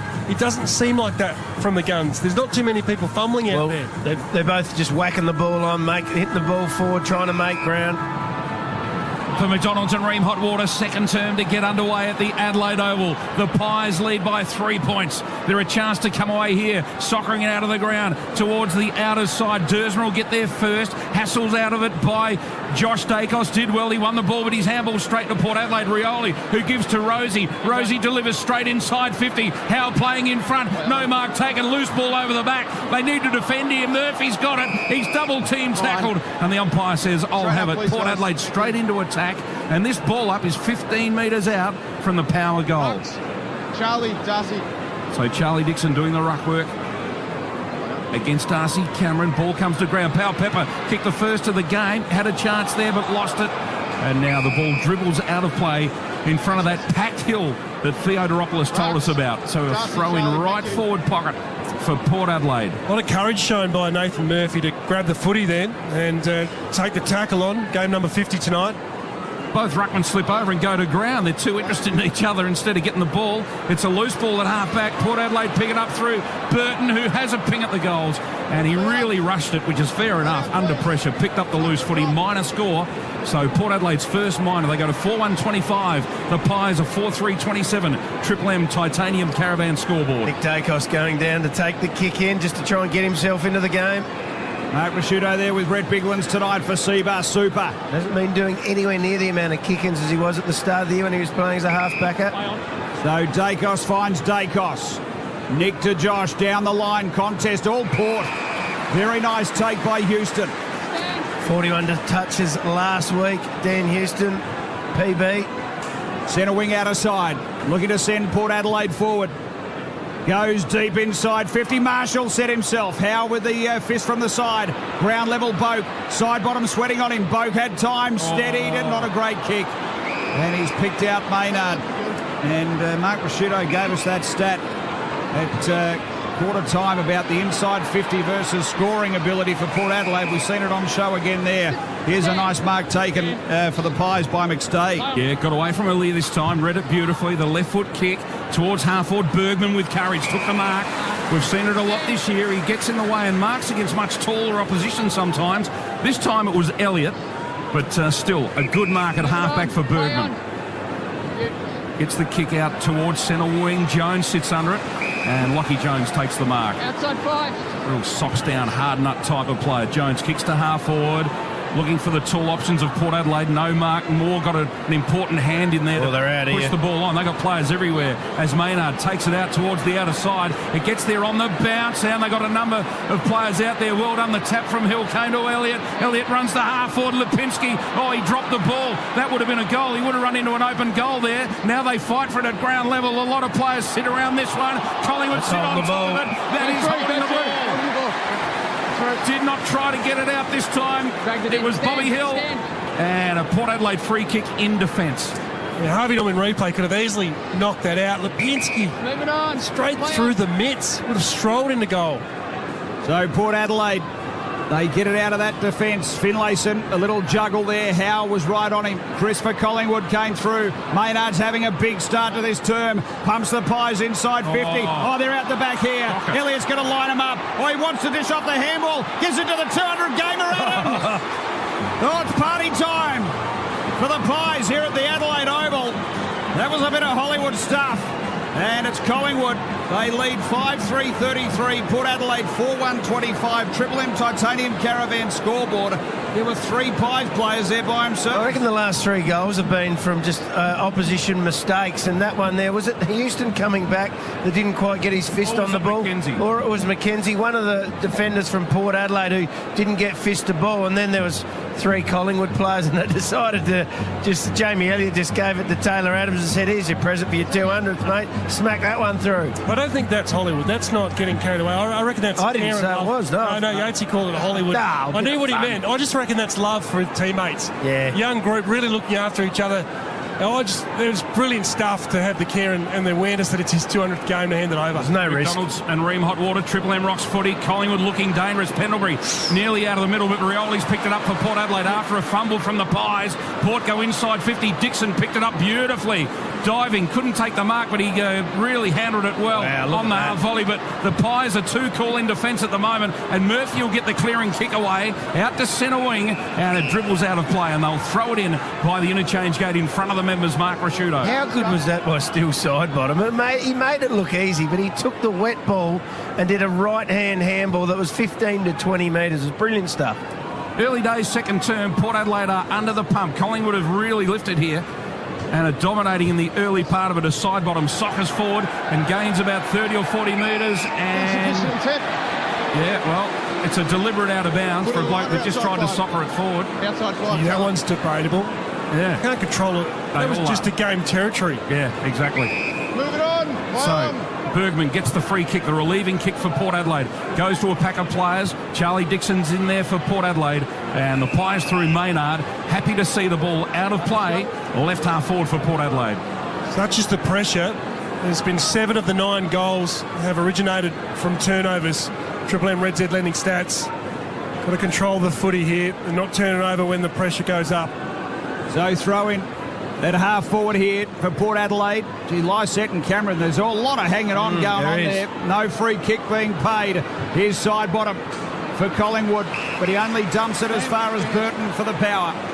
It's good umpiring though, Yatesy, because they're not giving away easy free kicks. Inside 50. Oh, stands tall Dixon. He's paid the mark. He'll go back straight in front. Cathedral end 20 out. And he held it long enough too. Not sure what Maynard was concerned with.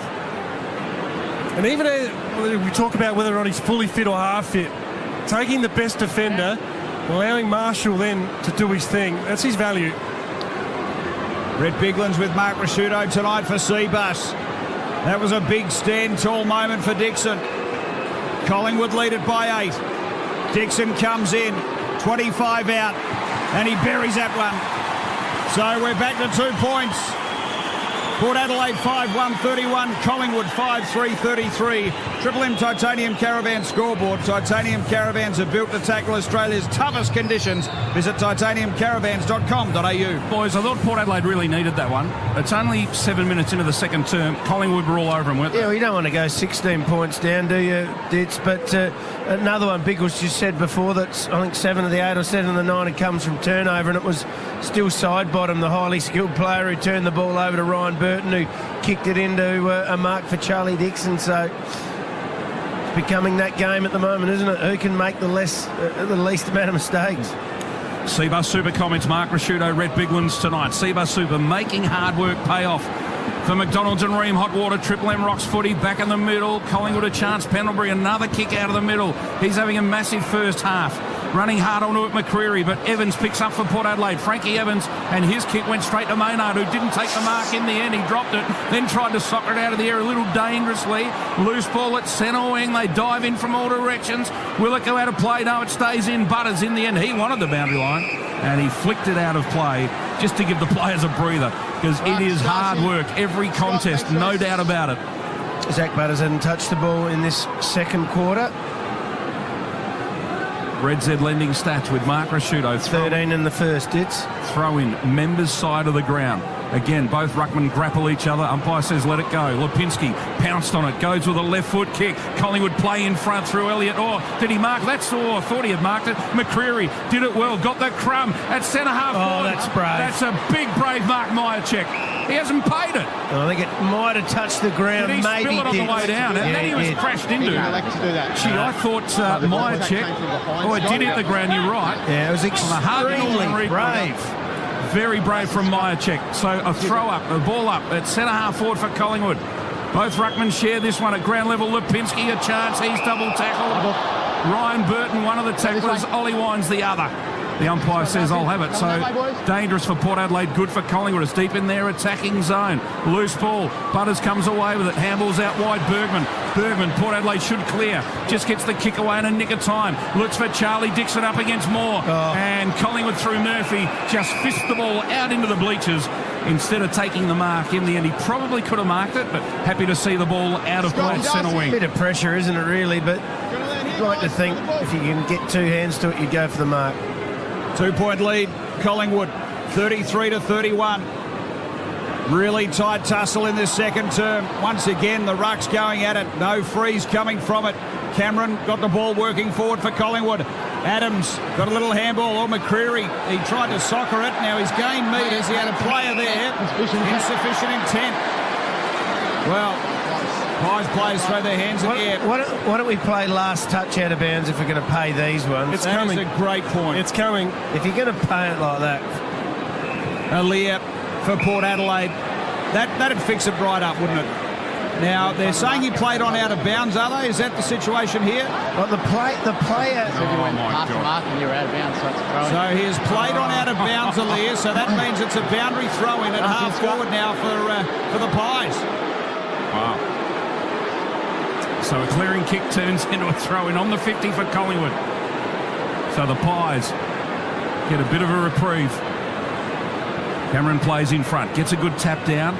Side bottom did well to get rid of his Port Adelaide opponent, then goes back in after the footy. A lot of players around this one. Can it come out? It does eventually. Umpire let it go forever. Rioli can soccer off the ground and does for Port Adelaide. Gains some metres. Todd Marshall picks it up. No, left it behind. Now Quaynor left it behind. Port Adelaide through Mackenzie. Kicks inside 50. Moore and Charlie Dixon go at this one. Moore leads in the race for the ball. Handballs over the back. Chris Moore nearly got run down. Good pressure. Powell Pepper. Quaynor back in after the footy. He gets tackled by Powell Pepper. Umpire says, I'll have it. Crowd one holding the ball. But the umpire wins out. And they were balling up 15 out from Port Adelaide's goal. Quaynor was good just to take the tackle.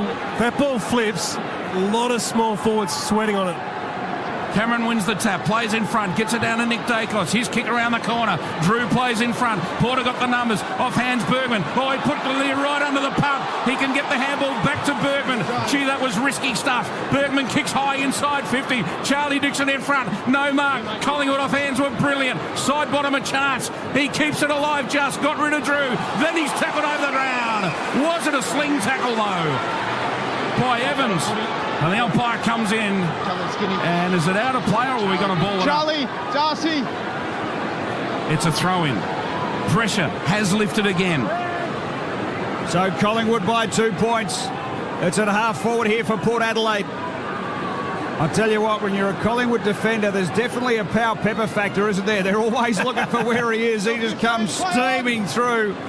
Now Dixon. Drew. Here he is, Powell Pepper. To Rosie, 60 from home. Gets boot to ball, puts a long one in. Marshall and Murphy. Murphy did well. He's had a few nice spoils tonight. And that was a one-on-one win for him out of play. 25 around Cathedral End here. We'll have it tossed in. Collingwood by 2 points. Triple M Titanium's Caravan score. I don't blame him to be scared of Powell Pepper. I said before, he's like a pig dog on steroids. He's dangerous. He's 6'1". I don't know. He must weigh 95, 98 kilos, and he likes hurting people.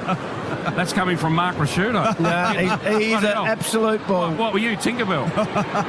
As Mitchell wins the footy, he's pushed off the kick, and it's out on the full. Big chance for Port Adelaide inside the 50 here. Willem Drew to get the kick. So good pressure. Just saw it on the Harvey Norman replay. Nick Dacos here. Nick Dacos out. Drew will be about 30 metres out, but he's outside the boundary line. What's his goal kicking like? Well, he's too close to the man on the mark for starters. He should be going back further. Looks like he's going to obviously play on and improve the angle. He's holding the ball sideways. But he'd want to kick with height, Ditz, otherwise the bloke on the mark will get the fingers. Improves the angle. He's given it too much. Minor score, Port Adelaide. 5-2-32. It's a 1-point game at the Adelaide Oval midway through the second term. Pies a 5-3-33. Triple M Titanium Caravan scoreboard. And he is absolutely focused, Willem Drew. As soon as he kicked that, he bolted as fast as he could to Nick Dacos 40 metres away. So Howe brings it in for Collingwood to Maynard, but it rolls out of play, so we'll have it thrown in. So then what Dacos is trying to do, well, at least in the first term, he then rolls over to Houston, trying to create the 2-on-1. And when you've done that, Biggles, you know, as a tagger, you are winning. Yep. Because they're worried about you. They don't think you can beat them one-on-one. Mark Rasciuto there and Red Biglands, a couple of guys who made their name through that midfield area. They know what's going on out there. For Seabus, held a long time without it. Evans, no free kick. Fans not liking that. Adams got it to Hill for Collingwood. Nice little candy sold. Gave it to DeGoey. Didn't even know it was coming. Handballed over the top to side bottom. Bobby Hill still running. Side bottom held it back. Delivered a bullet to Elliott. He's a freak side bottom. And he goes short, Elliott. Mitchell. Straight in front. He'll have to let it go from just inside the paint of 50. City end. I reckon he'll be handballing off if he gets half a chance. He's having a look now. He's having a look. Maynard, he might even go to Maynard here. Look at that Bobby Hill's magic trick through the centre of the ground. Where did he hide the ball to Bork? It was incredible. How sharp his hands are. Full tilt too. Can he kick the ball 50 metres on a little bit of a wet night? No. Let's see. Then he comes, gets a bit of relief when he improved the angle as far as distance, but he pulled it big time out to the left or pushed it. And Aliir ended up either marking it or out on the full, one of those. So Port will get the ball back. Collingwood by a point. Triple M Titanium Caravan scoreboard. Aliir's kick clears the defensive 50 off hands. Collingwood build it straight back inside 50. Through the hands of Lockie Jones. Aliir comes through to help out. Handball to Jones. McKenzie's clearing kick for Port Adelaide. 1-on-1 Quaynor Rioli. Rioli wins out for the first time. Outpoints Quaynor. Will play on and draw the player. Gives to Ollie Wines. He runs into trouble. Big trouble. Just got the handball away to nick of time. Porter in strife. The click comes forward now to Butters. Butters short pass. He should have taken his time. Got there on the bounce. McEntee. He's wrapped up in a tackle. And they just need to slow things down, Port Adelaide. They are rushing and panicking. That was funny. Isaac Quaynor did get outmarked one-on-one there. That is the first time for the year. You would have got long odds about Willie Rioli being the one to beat him. Handball comes out of the pack to Rosie. Good evasive skills. Kicks high to the front of the goal square. Over the top, Howe with the big fist goes towards the boundary line. Port try to keep it alive and do. Handball comes into Rioli. His kick across the face of goal. Butters! What a mark! Dersma, is it? Dersma takes a strong chest mark in the right forward pocket. Sorry, boys, I saw the green boots and I just automatically thought Butters, and it was a Butters type mark, but Xavier Dersma strong under the ball and takes the mark only about 15 metres from goal, but it'll be a tough kick. He's in the right forward pocket in front of the old scoreboard. This is where that right post comes into it, Ditz. So coaching from Mark Rasciuto. Dersma with the kick. Makes no mistake. Here comes the bow and arrow. Yes! Oh, landed in the western stand. He's got plenty of arrows this year. It's only his fourth goal. Big one. Port Adelaide back in front in this seesawing affair. The top two teams battling it out at the Adelaide Oval. And what a contest we're seeing. The Power of 6-2-38. The Pies of 5-3-33. We've played 17 minutes of the second term. Triple M Titanium Caravan scoreboard. Oh, it's a great game, isn't it? Impossible to pick a winner at this early stage. Great mark by Dersma. Got his way back into the side, trying to really lock himself in there now. Just had injuries for the last couple of years, Xavier Dersma. He'd love a free run at it.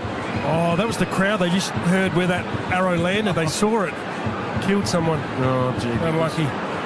Theo Dropoulos, Bob Jane T-Marts. Bit of minor concern for Todd Marshall, just came from the ground then. Left shoulder just sort of shaking out. A bit of a stinger with the hands of the doctors now, but should be back on shortly, guys. Well, for McDonald's and Ream Hot Water, Triple M Rocks footy. We're out of the middle. Collingwood try and work it forward, but Houston stands across that half-back area. Delivered by hand to Bergman to Butters. Tried to get a little chipping kick, didn't come off. Bergman came through with a sweeping boot, but only as far as Cox. Takes it across half-back here for Collingwood. 5-point lead, Port Adelaide. Titanium Caravan scoreboard. Cox gets a footy working up towards half-forward. Myercheck's got a couple to beat. Lockie Jones, he flew. Couldn't drag it down. Hit the turf pretty hard. Opportunity here as they work it forward. Port Adelaide bouncing ball. Now an opportunity for Finlayson around the body. It's a bouncing ball inside 50 for Port Adelaide. Here's Quaynor. Solid back there. Gee, through that Cox. Oh, the big American. They had a little brain fade. He's claiming it was a little spike. The umpire said it was a throw. Oh, the Harvey Norman replay will show this is absolutely a throw. Having a look at it now. Just. No rubbish, that's a big scoop. It's a dead set throw. He's still going on with it. We'll give 50 away in a minute if he keeps going. End result is Evans. See what a kick it is for him. Coming in, Cathedral End, 45 out, starts it right, stays there, minor score. Port Adelaide by a goal on the Triple M Titanium Caravan scoreboard. Titanium Caravans are built to tackle Australia's toughest conditions. Visit titaniumcaravans.com.au. Gee, this is good from the Pies. Straight up the middle with the kick in, and they are running and streaming down the ground. Murphy, he goes to the outer side of the ground. Loose players out everywhere. Running hard, so Crisp with the footy. Takes a bounce, draws the player Finlayson over the top to Quaynor, gives back. Crisp nearly run down. Good pressure, Port Adelaide to force the mistake. Out of defence, Port Adelaide built it out of there through Mackenzie, and it'll be a fortunate kick. Now Pepper's on the end of it. Now Porter running with loose players. We didn't find his teammate with a kick. He's put him under enormous pressure. Great pressure, Collingwood again. Handball comes back to Pal Pepper. He shrugs an opponent. Handball's Port Adelaide forward, and they get out of trouble. Gee, they were in strife there. The power play it on. The kick inside 50. Evans in the pocket. No mark taken. Howe over the top was good, and it was probably the wrong option in the end. Maybe go to the goal square. Tried to pick out the smallest player in the forward line in the pocket. Frankie Evans is having a couple of big moments, though. He's getting loose. They've got to find him. And their last score for the Port Adelaide Footy Club, along the boundary line, he had some great set of hands which set it up. Seabar Super Comments, Red Big Ones. That kick of Finlayson's earlier was his first touch for the game. Yeah, been very, very quiet. No doubt about that. Non-sniffer. The ruckman just take the ball out of play again. And he's not doing the ruck work today either. We've seen Dixon go into the middle, which is a bit of a surprise. I thought if Dixon had a sore knee, he'd be sending Finlayson up to try and do the work. Comments on Triple M, Mark Rasciuto. So throw in front of the old scoreboard. The hill is packed at the Adelaide Oval. Dixon plays in front, gets it to Pal Pepper. He runs himself into strife, got a quick handball away. Butters just tried to punch it out of the air. Collingwood win the ball. Side Bottom's having an enormous game, but his kick out of the pack under pressure goes to a Port Adelaide player who drops it in the end, but the handball comes to Jones. Lockie Jones from the middle of the ground fires inside 50. No mark taken, loose ball at the back. Players slip over. We've seen a lot of that. Howe overran the ball, and Port Adelaide accidentally take the ball out of play. In the left forward pocket it was McEntee who couldn't pick it up. Port are doing a pretty good job, though, at slowing down those defensive change. We saw the one player they got in from a kick-in out the other side, but I think they're aware of it and they're adjusting to it, not allowing them to go from defensive 50 through the mid. So Dixon doing the ruck work. De Goey got boot to ball. Bergman out-pointed there. That's a soccer off the deck by McCreary. He's done it a couple of times tonight. Aaliyah. Lockie Jones for Port Adelaide. Great smother by Maynard. Actually, it was coming across the front. Dan McStay will have it thrown in right in front of us in the Triple M commentary box. So getting a good look at stoppage here now. Drew's trying to now go to Taylor Adams. And Josh Dacos is probably going to match up against Rosie. All over this midfield there is just stars going head to head. Big centre clearance coming up here. Lysette just steamrolled. Walked right over the top of Josh Dacos. That was a nice little ball by Rosie. Gained some metres. Dixon, very good pickup. Got it across to Butters to Dersman now. He's got it at half forward. Puts a high left foot ball in the Finlayson direction. Stood under it, couldn't take it down. Murphy for the Pies. Deep 50 here for Port Adelaide. Dersman with the pickup. Gives it across. Have a look at Powell Pepper trying to ball through. Holding the pill. So it was there, but they just haven't been paying him tonight. But certainly got tackled, had prior opportunity, didn't get rid of it. Fair call. Tried to take him on, didn't he? Yeah, Harvey Norman replay clearly threw it out after 2 tackles were applied. But they haven't been paying many of them tonight. So Crisp, long kick to centre wing, or Cameron had his hands on it, didn't complete the mark. And Burton, off hands, claimed the footy, then he was taken out over the boundary line. 23 and a half minutes gone. 39 plays, 33. Port Adelaide lead by 6 points. Collingwood led by as much as 8 points earlier in this term, but that's been the biggest lead. Throw in by the interchange gate. Ruckman again, just manhandling each other. Umpire says let it go, which is probably good. Just let it go all night because they're doing it to each other. Bourbon can get the ball at halfback. His handball didn't find a Lear, who's under the pump big time. Gets a bit of a kick away. Spoilt by the Collingwood forward line to Goey. Oh, he lost it in the tackle. Good pressure from the power again. Clearing kick, Dersman to centre wing. Big Charlie comes out. He's got 3 to beat. At ground level, he needs some help. There's no one here for Port Adelaide at all. Handball Moore comes out to Josh Dacos, who kicks high to half forward. And it's a Port Adelaide mark. Nearly a free kick off the ball to McStay. Smothered, shepherded him out, but umpire didn't see it. Bergman just very subtly got a little nudge on McStay to not allow him to air assist. So Dersma having a busier second term, gets it working up past centre wing. Sliding in hands and knees. Butters was brilliant. Got it to Rosie. Tucks it under the wing. Took some grass and now he goes with a long inside 50 ball, but Murphy. That's good. He's been good. Too good. Beats Finlayson in a one-out contest there. Yeah, there was a high ball before where Murphy went back with a flight, and instead of making front-on contact, he went around an arc to really get a late spoil, and it was super clever not to give away a free kick, because if he had gone straight back at Finlayson, it would have been an easy call for the umpire. Well, they've got a great defence, Collingwood. Number 1 in the competition. Maynard from the defensive 50. We're looking for Cameron. It falls to Lipinski. To Hill, looking for Mitchell. Didn't get him. G. Rosie sort of half retarded on the jumper. Ball spills out. Nick Dacos. Handball Lipinski. Mitchell's got to get it to the boot quickly. He does. McStay. Myercheck, they just tap it on. Here's Cox coming through. Soccer's off the deck. Porter got some numbers here. Farrell releases by hand. And no one to go to. Yep, vacant centre wing. Drew just goes with the tumbly punt off the boot. Quainer will sit under this one and takes the mark. Loose players back inside 50 for the Pies, and Adams marks just outside 50. Port Adelaide need to man up. The Pies are coming. So Taylor Adams kicked the goal earlier in this term in game number 200. He just kicks it high to the front of the square. The tools are back there for Collingwood. No mark taken off hands. This is dangerous. And Port Adelaide with numbers will mop it up. Last line of defence. Kick around the corner. Risky stuff. Port Adelaide, though, win the footy. And Rosie's got it at halfback. Delivers to centre wing. No mark taken. Lysette did well. Good effort. Then he pushes it out, though, to Pendlebury, who fumbles at the wrong moment. Never see that happen. Rioli wraps him over to tackle. How does the umpire see it? He says, I'll ball it up centre wing out of side. Jordan Goey just the 10 disposals so far. Just feel he hasn't had the impact that you want him. You know he's going to have a big impact in the second half, though. Pendlebury and the flu all week. Crook tried to clear it. Rosie Horn-Francis just missed poke. Boundaries there. Noble for Collingwood. Keeps it in. Here's Lipinski streaming through centre wing. Delivering by hand to Mitchell. Rosie corralled him. Put a nice tackle on. Created the turnover. Here's Butters. Gives it now to Farrell. Unloads a left foot ball. Working down the line. Big fist Murphy. And whacks it out of play. Ream Hot Water built tough Aussie conditions. When it comes to water heating, ask your plumber to install a Ream. Collingwood defence are on top, aren't they? I mean, it's not that sort of night, I know, but they are really, really playing well. Well, Port Adelaide have had 30 inside 50s.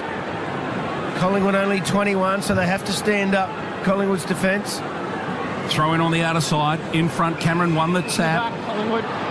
And finally, a ruck infringement, which is strange because let it go all night, and then pay one. So anyway, it's a free kick to Collingwood. Chance for them to go forward through their ruckman Cameron. He goes short. Oh, that's high risk. Short passes onto Pendlebury. Wet And ball, it comes short off. kick, does not work. Pendlebury points long. Goes that way towards half forward. All the tall players in this one. Aliir in front had it, then dropped it at the last moment. He goes back in and wins it again somehow.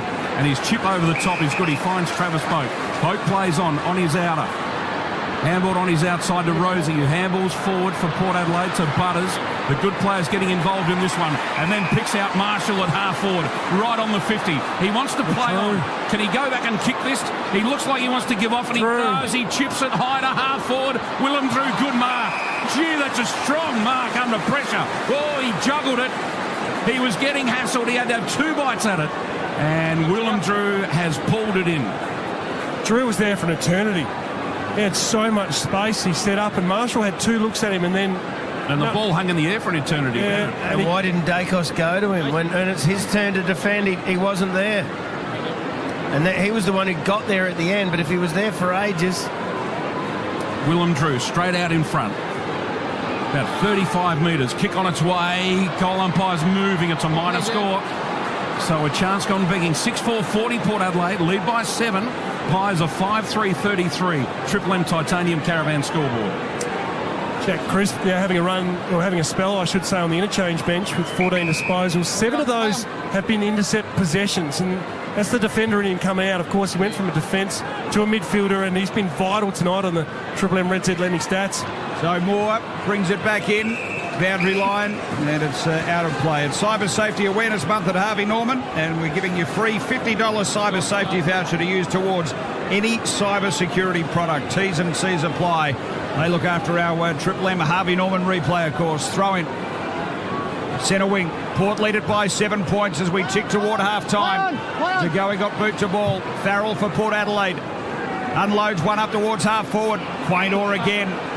Took it, gave it to Pendlebury. Now some run by. Noble's going to send a long ball forward. Bouncing ball. Here's Aliir, though. It didn't quite get to the bounce because he was able to take the mark instead. And measures a short one to Bergman. And there it is. Half-time here at the Adelaide Oval. Port Adelaide, they take a little margin. 7 points, 6-4-40 over Collingwood, 5-3-33. We'll be back to dissect that opening half of footy. What a game it's been. Port by 7 points. For McDonald's of Ream Hot Water, Triple M rocks footy. That quarter for Titanium Caravans. Titanium Caravans are built to tackle Australia's toughest conditions. Visit titaniumcaravans.com.au. For Ream Hot Water, Triple M rocks footy. built tough for Aussie conditions. When it comes to water heating, ask your plumber to install a Ream. Ever heard of Dave Grohl? Hey, Triple Mers. Good friend Dave Grohl here. Well, he's like Triple M's version of Taylor Swift. Ladies and gentlemen. And he's got a few neat songs too. Foo Fighters tickets are back Monday. Every time we play the Fooies while you work, you call us and win them. That's awesome. How good's that? The best! That's great. Thanks very much. Made my day. Foo Fighters tickets are back Monday on 105.1 Triple M. Crisp golden pastry filled with creamy custard and delicious raspberry filling. It's the raspberry and custard pie from Macca's, or the new raspberry and custard pie in a McFlurry. It's a choose-your-own creamy adventure. Available for a limited time. Need a workplace safety management system? Identifiber. Doing some DIY or demolition work and worried about asbestos? Identifiber. OHS plans, air monitoring, contaminated land assessment. Identifiber, Identifiber, Identifiber. We're industry experts with over 30 years' experience in hazardous materials services, occupational hygiene and risk management. For a thorough assessment and inspection of your home or office, head to identifiber.com.au. We all need connection. Across this big brown land, our radio community keeps you connected. But sometimes you need more. If you're feeling alone, if you're struggling, if you just feel helpless, don't keep it to yourself. There's a collection of organisations, real people, ready and waiting to hear from you. Head to commercialradio.com.au/voice for the numbers you need. If you know someone who needs help, who might be doing it tough, use this moment to reach out, because sometimes all you need is a voice.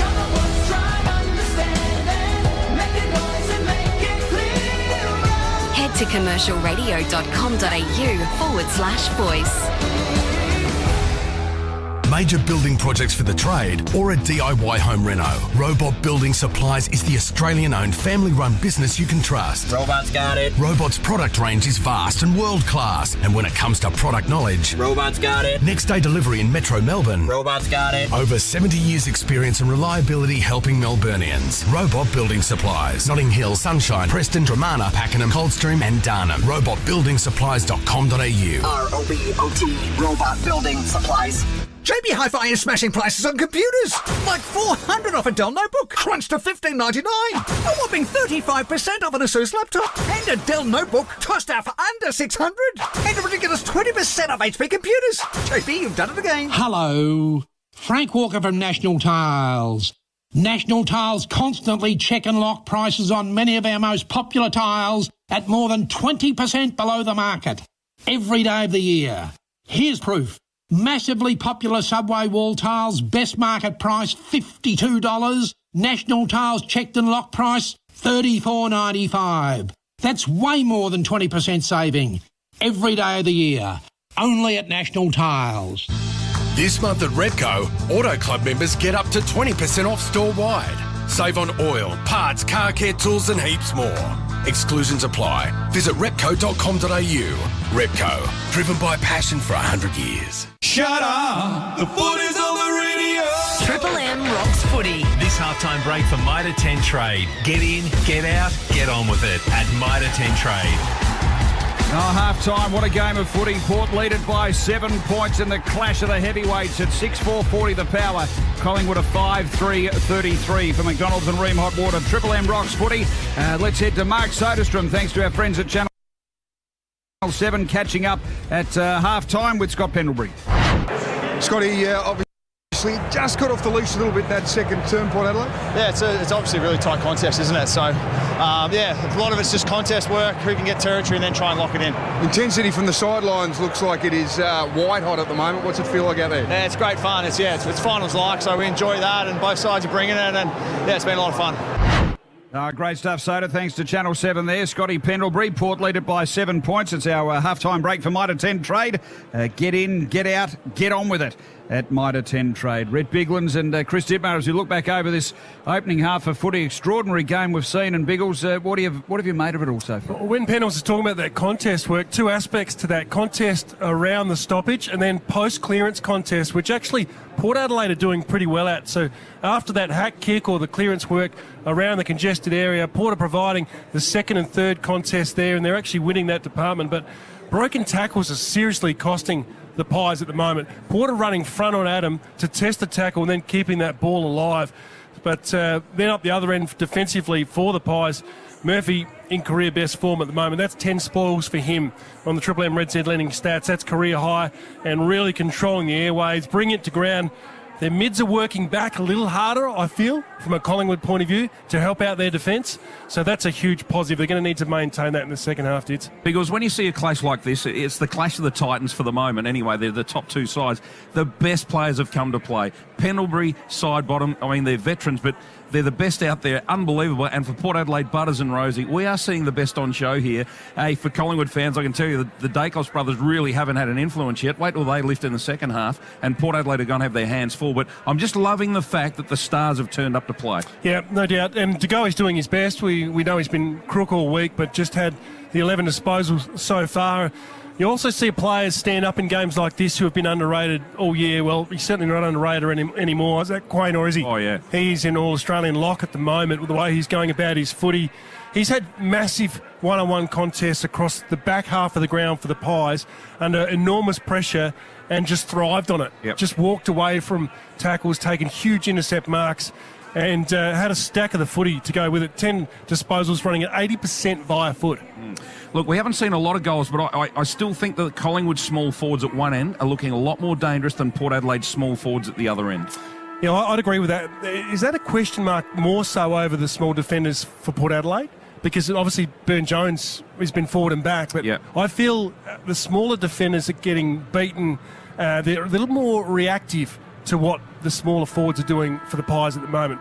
Farrell, Burton, these guys love to use their ball, but at first priority defend. And I think that's probably what you're touching on. The danger looks when it spills, that the smaller forwards for the Pies are getting on the end of it. This is the halftime break for Mitre 10 Trade. Get in, get out, get on with it at Mitre 10 Trade. It's halftime. Port lead it by 7 points. Biggles, a couple of players for either side, or one in particular. So Nick Dacos for Collingwood and Jeremy Finlayson for Port Adelaide. There are a couple of players that I'm sure their respective coaches will be going to at halftime and looking for a lift in effort. Not sure how Finlayson can get into the game when Murphy's in white-hot form at the moment. So Murphy and Moore have got him completely covered. They actually match up really well. When we talk about Finlayson, he's a different forward. He does things differently. He works in strange patterns, and I think getting him on the ball and trying to find some footy there will get him into the game. Have they scored enough, Port Adelaide? Like 10 shots on goal from 30 entries. Would Ken be looking to tidy up some of that entry going forward? That is Port Adelaide, isn't it? That's been their Achilles heel for a long time. Last week lost by 50 points. And unbelievable. But then I think the upside for the Dacos brothers, you know they're going to work their way into it. They're absolute jets. They're going to find ways to work over Drew. They're going to find ways to have an impact around clearance. 11 disposals for Nick so far. Clearances, he's had 2 centre bounce and 4 in general play. So they'll get on the scoreboard. They'll only need 1 or 2 between them to, in a low-scoring contest to hurt Port Adelaide. And at half-time, both coaches, are they happy with what they've seen? I think Craig McRae's probably more happy. I think there might be a bit of frustration creeping into Kenny's style because he cannot rely on Butters and Rosie to do the majority of the lifting. He needs to go to his leaders. And we've seen a couple of fumbles from Boki. We love Boki. Boki's an absolute star of the game. On the outer side, had a couple of fumbles, just the 8 disposals, not getting a lot of looks on ball. And I just think that also, if you're looking at Ollie Wines' game, he hasn't been damaging. And they're the leaders that Port Adelaide need to stand up. And Rue's just coming back into the box now. I think you'd probably agree that from a leadership point of view, the leaders for Collingwood have been stronger. The leaders for Port Adelaide just need to go to the next level. Rupert, what do you think? Oh, absolutely. I mean, in these games, you need everyone to stand up, but your leaders are the ones that are going to lead the way for all your players. But just been a cracking game so far, hasn't it? No doubt about it. Half-time here, Port Adelaide by 7 points. Our Amy Klanger, who covers Clangers on and off the field, Amy does. Here it is in the first half. It's a bouncing ball inside 50 for Port Adelaide. Here's Quaynor. Solid back there. Through that, Cox. Oh, the big American. They had a little brain fade. He's claiming it was a little spike. The umpire said it was a throw. Oh, the Harvey Norman replay will show this is absolutely a throw. Having a look at it now. No rubbish, that's a big scoop. It's a dead set throw. Oh, the Amy Klanger, big Coxie for the Pies. Port Adelaide by 7 points. Other scores today for Choice Hotels around the grounds. Whatever your reason for travelling, you'll get the lowest price guaranteed when you book direct at choicehotels.com. So go ahead, book it. Big win by the Tigers. It was only 1 point, but they piled on the last 6 goals to get over the top of the Hawks. Carlton, 71 points. They're really building into a nice back end of the season.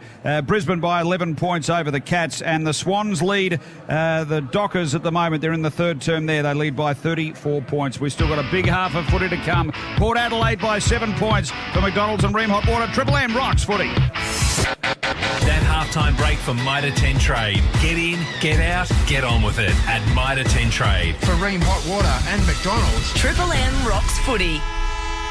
There's 100 years of history hidden at Repco and some great offers too. July is a special discount month with loads of savings across the store when you show your Auto Club card. Like up to 20% off almost everything store-wide. Yep, that's up to 20% off, Dits. Auto Club card members also get 15% off parts and engine oil. So this is exclusive to Auto Club card members, so show your card and save this month only. Exclusions apply. Repco, driven by passion for 100 years. Triple M and the Mighty She-Gold Show's 10K Spinner DJ.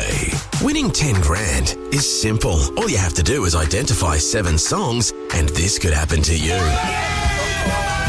You've won 10 grand! Wow! The Marty Sheargold Show's 10K Spinner DJ.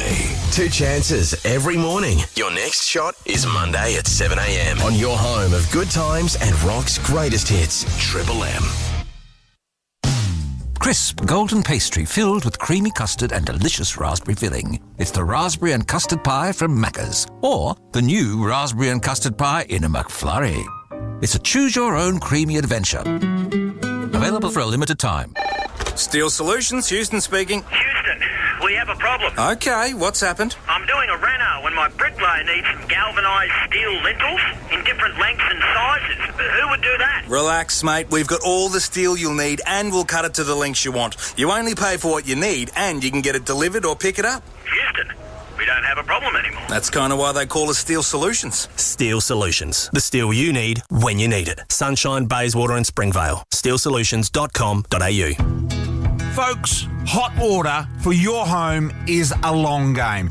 You know what I'm talking about. Trust the one that's steady, hot and strong. There's a lot of hot water offers going around these days for brands you've probably never heard of. My advice, always ask for a Rheem. Whether it's heat pumps, solar or the very best in hot water, Rheem have been building Aussie Tough water heaters in Australia for over 80 years. So if you need a hot water system, ask your plumber to install a Rheem. Need a workplace safety management system?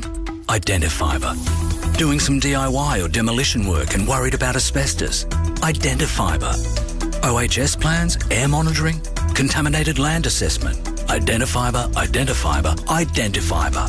We're industry experts with over 30 years' experience in hazardous materials services, occupational hygiene and risk management. For a thorough assessment and inspection of your home or office, head to identifiber.com.au. Kobe is a cheeky 9-year-old that loves bikes and fast cars. He has acute flaccid myelitis, which has meant long hospital stays away from his family. But Kobe and his family had time together thanks to his wish to live like his favourite YouTubers. Kobe's wish came true when he stayed in a mansion, played laser tag and rode in a limo. Helping sick kids find hope is something we all have the power to do. Find out how at makeawish.org.au. Make a wish. If you're an electrician, builder or interior designer, Beacon Trade is on your team, adding value to your business, designing your lighting plans for free to save you time. Sign up to join Beacon Trade and together, let's make light work.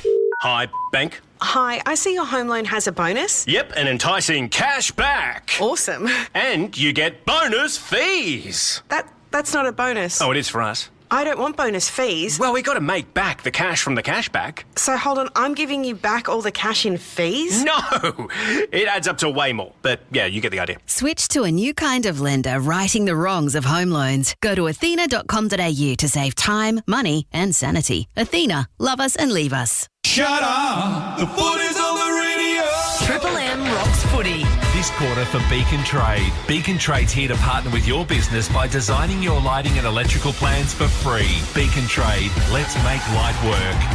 Oh yes, half-time here at the Adelaide Oval. Port Adelaide lead it by 7 points. 6-4-40. Collingwood are 5-3-33 for McDonald's and Rheem Hot Water. Triple M rocks footy. We're about to head into our Beacon Trade third quarter. Beacon Trade's here to partner with your business. Join Beacon Trade and get exclusive trade benefits like free access to our lighting design services for you and your clients. What a way to add value to your business. Beacon Trade. Let's make light work. Thanks to our friends at Channel 7. Mark Soderstrom caught up with Trav Boak in the Port Adelaide rooms at halftime. Trav, thanks for joining us. Love the access here. We saw Ken sit down with the midfield group for a moment before he went in there. What was his message? Yeah, it wasn't too much. I think we're getting done at first possession a little bit. So that was really the conversation, and it's just about what was happening in there, and probably just a little bit reactive at times. But no, I think it's going pretty well at the moment. Take us through the intensity out there, because it looks like it's gone up a notch compared to a lot of the other games we've been watching this year. Yeah, well, we expect that. I mean, they're the best side in the competition, so it's going to be a fiercely contested game, and it's a lot of fun out there. I mean, the conditions probably help a little bit in that sense, but no, it's good to be part of. Continuing to watch the evolution of Zach Butters and Connor Rosie, and again, they've both had a terrific first half. Yeah, and mate, they've been stars, and I think Jason and Drewy in there's been outstanding as well, and Ollie leading the way. So it's fun seeing those boys go at it, and they're just cracking in, and that's what we want from them. Half-time of a really intense game. You've got a big smile on your face getting ready. You enjoying it out there? It's good, mate. Like, these are the games you want to play, and, I don't know how many of these I've got left, so I've got to enjoy every moment. And, this is why you play footy. It's enjoyable. Oh, great stuff. Thanks to our friends here at Channel 7. Mark Soderstrom having a chat with Travie Boak. I wasn't sure if it was Soda or Whispering Jack down there. Yeah, was it? Well, Johnny Farnham in the change rooms. You got to be quiet, though. Yeah, It'd be awkward, wouldn't it? Yeah, it is awkward. How you going there? Really good? Yeah, good, thanks. Yeah, good. Hey, the Battle of the Brownlow Brownlow here. Zach Butters looks like he's on the way to another 3 votes. And on the other side, Nick Dacos nowhere near it. So I think McRae's biggest decision at half-time, I would think, is what to do with Nick Dacos. He's getting beaten by Willem Drew at the moment. And at times throughout this game, he has been going to another player at the stoppage. It is very hard when you do that because you're effectively 2-on-1 because your tagger doesn't go away from you, so he's right up your backside and you're trying to shut down one of the opposition's best players, so you're not going to get the ball as well. It's a very unselfish thing to do, but at this stage, Nick Dacos having no impact on the game. Of his 6 kicks, only 2 kicks have hit the target, so totally unlike Nick Dacos. So does McRae say, why don't you go and tag Zach Butters? Go and shut Zach Butters down, at least break even, because at the moment, Port are getting their own way with Butters and Rosie having a big influence on the game, and Nick Dacos not. So we'll keep an eye on that in the third quarter, whether McRae or Dacos can change around their fortunes in the first half. So, Root, when you've got that 3-person situation going on, what's Craig McRae trying to do there? He's trying to go to, and look, if Nick can't get the ball, go and try and shut down someone from the opposition. But it's a horrible thing to do because you're basically taking yourself out of the game.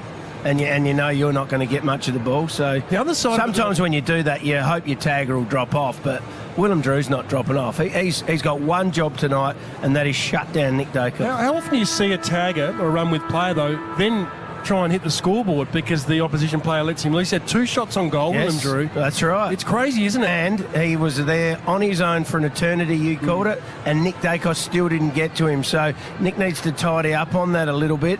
You don't want to be one of those players that don't match up on your tagger as well. Otherwise, that's bad.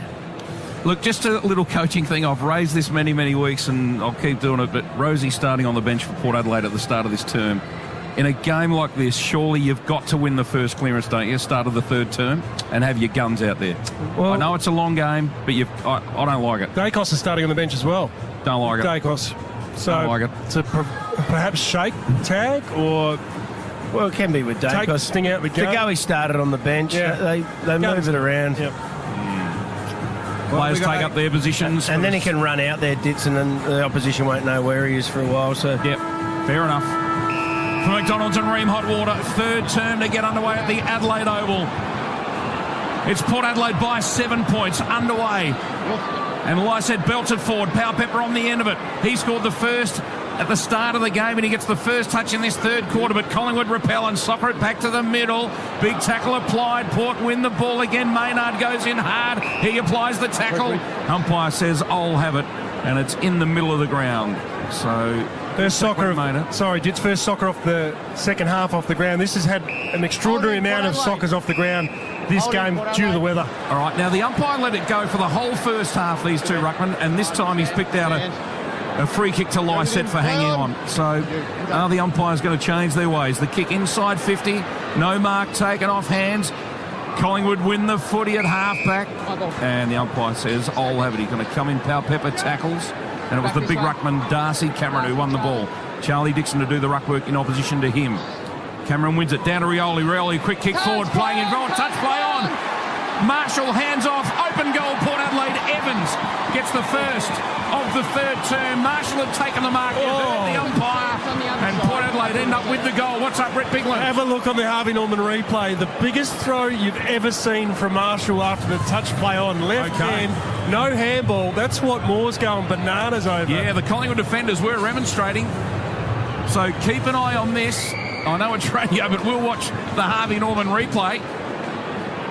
And we're watching it, yep, and you are absolutely spot on, Brett Bigland. Port Adelaide get away with one, no doubt about that, in front of goal. Evans gets a goal for Port Adelaide, 7-4-46. The Pies are 5-3-33. Triple M Big and Trade scoreboard. A bit of luck for the Power this time. Yeah, well, that's footy. Little Christmas in July gift for the Port Adelaide Footy Club. Now for McDonald's and Ream Hot Water, Triple M Rocks footy. Perhaps they need 5 umpires out there instead of 4. We're back in the middle. It's all tied up pretty quickly again. So Port by 13 points with that Evans goal early in this third term to Goey and Drew. Drew was very strong. Got a handball out to Butters. Gets it in the Finlayson direction. He was just worked off the ball there by Howe. Now Josh Dacos, ball spills to Boak. Willie Rioli taken high. He'll get the free kick, Willie. And he'll go back, City end goal. Let it go from just inside 50 at a 45-degree angle. Are they like Rocky Balboa, Collingwood? Do they need to get a few punch in the head a few times before they make a comeback? This will put them, 19 points behind. Hasn't kicked it yet. Josh Dacos infringing as well as he ripped off Rioli's head. Well, as we know, Collingwood are never out of it, but Port Adelaide with a big opportunity here. Willie Rioli to put a couple together early in this third term for Port Adelaide. Oh, geez, not even going to make the distance. It goes right to the line and it's worked through by Moore. And just didn't have the juice behind it. Port Adelaide by 14 points. Triple M Beacon Trade scoreboard. So Moore plays on, goes to the outer side. Oh, how far? She ran a long way because he changed his mind on the kick halfway through. And in the end, he does get the kick away. And off hands, it goes out of play on the outer side. So, Scott Darcy, ball's landing bit of luck for Port Adelaide, bit of luck for Collingwood this time. Throw in. Lysette and Cameron to do battle. Cameron makes front position, brings it down. In front for his on ball as well done. Taylor Adams kicks Collingwood forward. McStay the target. Over the top he goes. Over the back. Myercheck. Free kick for him. A free ball over the back by Mead. He runs into a goal and kicks it. Beautiful kick, Myercheck. When I said free kick, I meant it was just a free-flowing ball over the back. No one there for Port Adelaide. Myercheck gets an easy goal. Gets one back for the Pies and a much-needed one. They go to 6-3-39. Port Adelaide 7-5-47. Triple M Beacon Trade scoreboard. Collingwood get a lot of space around the stoppages, and when they win the ball with space, they get to be able to run it on. But what I'm having a look at on the Harvey Norman replay screen is Lachie Jones, when he goes at the ball in the air. If you're going to go in the air, you must make sure you either mark it or thump it forward. You can't let it get over the back like that. If you let it get over the back, then you open the game right up for the opposition. Here's Lachie Jones jumping for it now, straight over the back. Myercheck there. Look, it was a hat kick. It was a great kick to get the goal, but Lachie Jones needs to do better than that. The McDonald's and Ream Hot Water, Triple M Rocks footy. Collingwood out of the middle. Crisp just busts away. Has a bounce. Puts a long left foot ball inside 50. Oh, mark taken. McStay had front spot on Aaliyah. And the former Lion will go back at the Cathedral end. Not much angle and about 20 out. How good is Chris? Jack Chris is an underrated superstar in the competition. Running through with speed, pushes off the Port Adelaide opponent and then puts it right to McStay's advantage. Sensational set of hands from McStay. Highest point, eyes right behind the footy. In he comes, McStay. Cathedral end goal. It's back-to-back Collingwood goals. It's a 2-point lead for Port Adelaide. McStay's got a couple for the night. The Power 7-5-47. Collingwood 7-3-45. Triple M Beacon Trade scoreboard. Beacon Trade's here to partner with your business by designing your lighting and electrical plans for free. Beacon Trade. Let's make light work.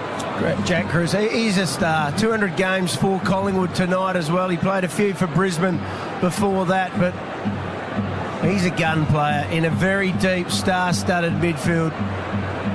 Just the way he shuts down that sort of hand-to-hand combat via handball to intercept as well and then break with the footy. He's got speed, he's got agility, he's a great kick. The league leaders respond. Port Adelaide jumped out of the blocks. Collingwood hit back, as you'd expect. For McDonald's and Ream Hot Water, Triple M Rocks footy. Adams out of the middle. They go again, the Pies. Kick inside 50. Out on a lead. No mark taken. Port Adelaide under the pump big times. Picking it up. And double tackled is DeGoey. No, McCreary. And McCreary double teamed at half forward for Collingwood. Prior to that Brodie Myercheck goal, there was 7 scores to Port Adelaide. Triple M Red Z lending stats. McKenzie defends for Port Adelaide. Quick left foot kick out to centre wing. No mark taken. Chance for Mackenzie if he can pick it up. Oh, he did the wrong thing. Wrong option. He just belted it forward straight to Moore. Moore of Collingwood. And his kick not marked by Lysette. The ruckman Rosie dragged off the ball. Had to be holding the man. Crowd goes nuts. Umpire says play on. Ball ends up with with Pendlebury in the middle of the ground. His kick wobbles to half forward. Didn't find a teammate. Loose ball for Collingwood to win. And again, Port Adelaide come in with numbers and do the tackling. And Lipinski was the player.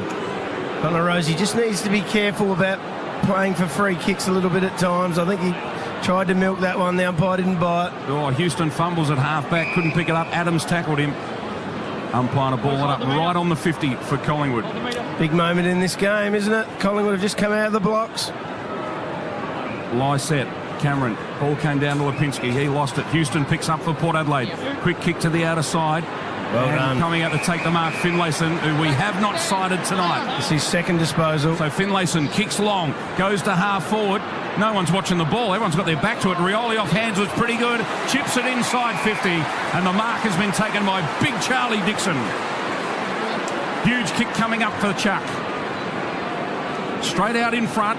And he'll kick from 35 to 40 metres. Great ball use from Rioli, wasn't it? Just to lower the eyes. To see that Dixon had the drop on Moore and just drop it in front of him. Really good ball. So Charlie, taking a bit of time, has kicked one goal earlier tonight. On his way in, gets to the 40-metre mark, lets it go straight through the middle. Off the boot, it didn't deviate. Umpire didn't move. He gets two, and Port Adelaide hit back. It's goal for goal in this third term against the two top sides. Port Adelaide to 8-5-53, Pies 7-3-45, Triple M Beacon Trade scoreboard, Theo on the boundary. Nearly 9 minutes gone, Ditz, in this third term. Nick Dacos now just about to get a taste of his first minutes of this premiership quarter, having his left calf, right calf worked on to start this game. He's had a bit of a break from Willem Drew, about to go straight to him. You may need Ash Chua, but I would think that would be an extended interchange on the time for Nick Dacos this year. That's a long time. Yeah, maybe there is something wrong with the calf. They needed a bit of extra time to work on it. Theodoropoulos down there for Bob Jane T-Marts. They have great buy three, get one free plus instant cashback deals. Call or order online today. T's and C's apply. Willem Drew not going to him at the centre bounce either. We're back in the middle for McDonald's and Ream Hot Water. Triple M Rocks footy.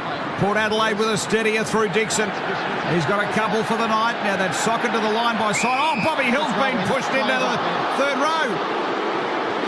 So Farrell just trying to help him back over the fence. He's literally in with the fans. Well, he didn't want his help to get back over either. Hold that meter. Gave him a bit of a shot there. Didn't he look like a Labrador on line? Have a look when he comes to go back over. Farrell tried to help him. He said, no thanks, mate. Throw in, tap down. A lot of players around this ball. Collingwood looking to strike back. Mitchell pokes one inside 50, but Horn Francis able to go back pretty comfortably and take the mark. What's the next kick? Hasn't been a lot of long kicking down the line tonight, has there? Mark Prosciutto there with Brett Biglands tonight for Seabus Super. And we're not going to see any here either, Roo. Just some sideways short ball action to McKenzie. Tucked in against the defensive 50. He's at the Cathedral end at the moment. His side going to the other end. Dixon tried to gain some metres by hitting it on. Here's Nick Dacos trying to work in a really tight space. Little handball came through Drew. He's going to receive it from Houston. Puts a long ball up towards half forward. Now Finlayson and Howe race on here. Now Josh Dacos came through for Collingwood, took the ball pretty well. Nice kick to a one-on-one in the middle of the ground, off hands, it's all Collingwood. McCreary bursts his way through the middle, exciting stuff. Sees a loose player on the outer side, side bottom. Side bottom always uses the ball beautifully, does so this time as well. So the Pies have the ball at right half forward. Just waiting for Bobby Hill to get back to the square, I think. With the ball. Just delivers short inside 50, couldn't find Elliott. And the ball dribbles out of play. Hit his leg, did so. Okay, so out on the full. Port Adelaide get a fortunate free deep in defence. Dersma with the footy. Willie! Goes long and strong along centre wing. Charlie Dixon in front, Moore at the back. Charlie just belts it over and says, go and chase that one, but it's all Collingwood. Maynard reels back onto it. Handball on his outside. Dacos, handball to the feet of Noble. Noble's under the pump. Got the handball away. McEntee a chance. No, Collingwood get a boot in there and soccer forward. Aaliyah gets rid of his opponent. Teammates come in to help out. Rosie handballs. Oh, Burton's dropped it. Burton's fumbled at the wrong time. Collingwood win the ball. Now Drew intercepts. Drew's got it for Port Adelaide. The mistakes continue under the pressure out there, the intense pressure. This is why the coaches should tag more. Nick Dacos has made 2 uncharacteristic mistakes in this third quarter from perceived pressure. Mark Rasciuto there for Seabass Super. Ball bobbling around. Here's Josh Dacos. Able to slip a handball out to DeGoey. Left foot ball inside 50 here. Searching for Myercheck. Jones with a big fist. And it's out of play. 50 around from Collingwood's goal. Port lead it by 8 points. Third term played nearly 13 minutes on the Triple M Beacon Trade scoreboard. Nick Dacos had 3 touches, none of them efficient. Red Z Lending Stats Loans for the self-employed. REDZED.com. Now Collingwood. So Darcy Cameron going to get a free kick. Shot on goal here out of the ruck contest. So Darcy Cameron, they're entangled, both ruckmen, and then as Cameron has been spun around, the arm over the shoulder from Scooter Lycett is actually there by the letter of the law. Let's have a look on the Harvey Norman. Not the first one, the second one. There. Yeah. On the Harvey Norman. So he's just landing on him, and coaches absolutely hate that when there's a rucking infringement. He shot a goal after an arm wrestle. So Cameron, big kick coming up. He's going to have to let it go from outside 50 probably, or just on the paint. He improves the angle outside 50, and he's pulled it back a bit too far. It's a minor score only. Port lead it by 7 on the Triple M Beacon Trade scoreboard. Beacon Trade's here to partner with your business by designing your lighting electrical plans. Almost a turnover ball. The riskiest kick you've ever seen from Port Adelaide, but it ends up with Bergman. Bergman to the outer side. Finlayson under it, couldn't take the mark. Marshall a chance to run onto it. Overran the footy, couldn't pick it up. Collingwood come in with numbers. They'll win the ball. It's side bottom who delivers forward. Goes to a one-on-one. Oh, gee.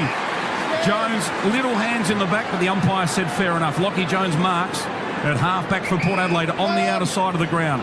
Called to get on with it. Kicks it long and high. Big pack of players forming. Centre wing on the outer side. Over the back. McEntee a chance.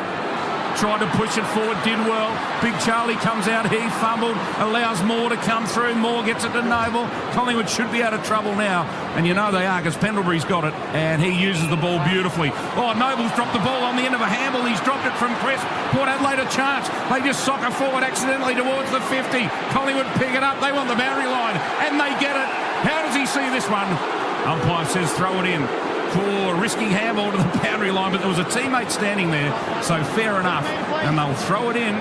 70 around, 60 around from the Port Adelaide goal. Free kick count is 10-9 in this match, thanks to Triple M Red Z Lending. Good on you, Biggles. Very even, no doubt about it. Off hands, Horn Francis was brilliant with the clearance. Has a bounce. Did he run too far? Chips one around the arc. Dersman's got to go and chase it. He's going to get run down. Does get run down. That's holding the ball, umpire. He's let it go. Can't believe it. That is definitely holding the ball. And now Port Adelaide get a little chip kick out towards the boundary line under pressure. And are the umpires feeling the heat as well? Did he get his boot doing? I know it wasn't like a kick or anything, but did it hit his boot on the way down? And technically, if it hits your boot, it's not holding the ball. Let's have a look.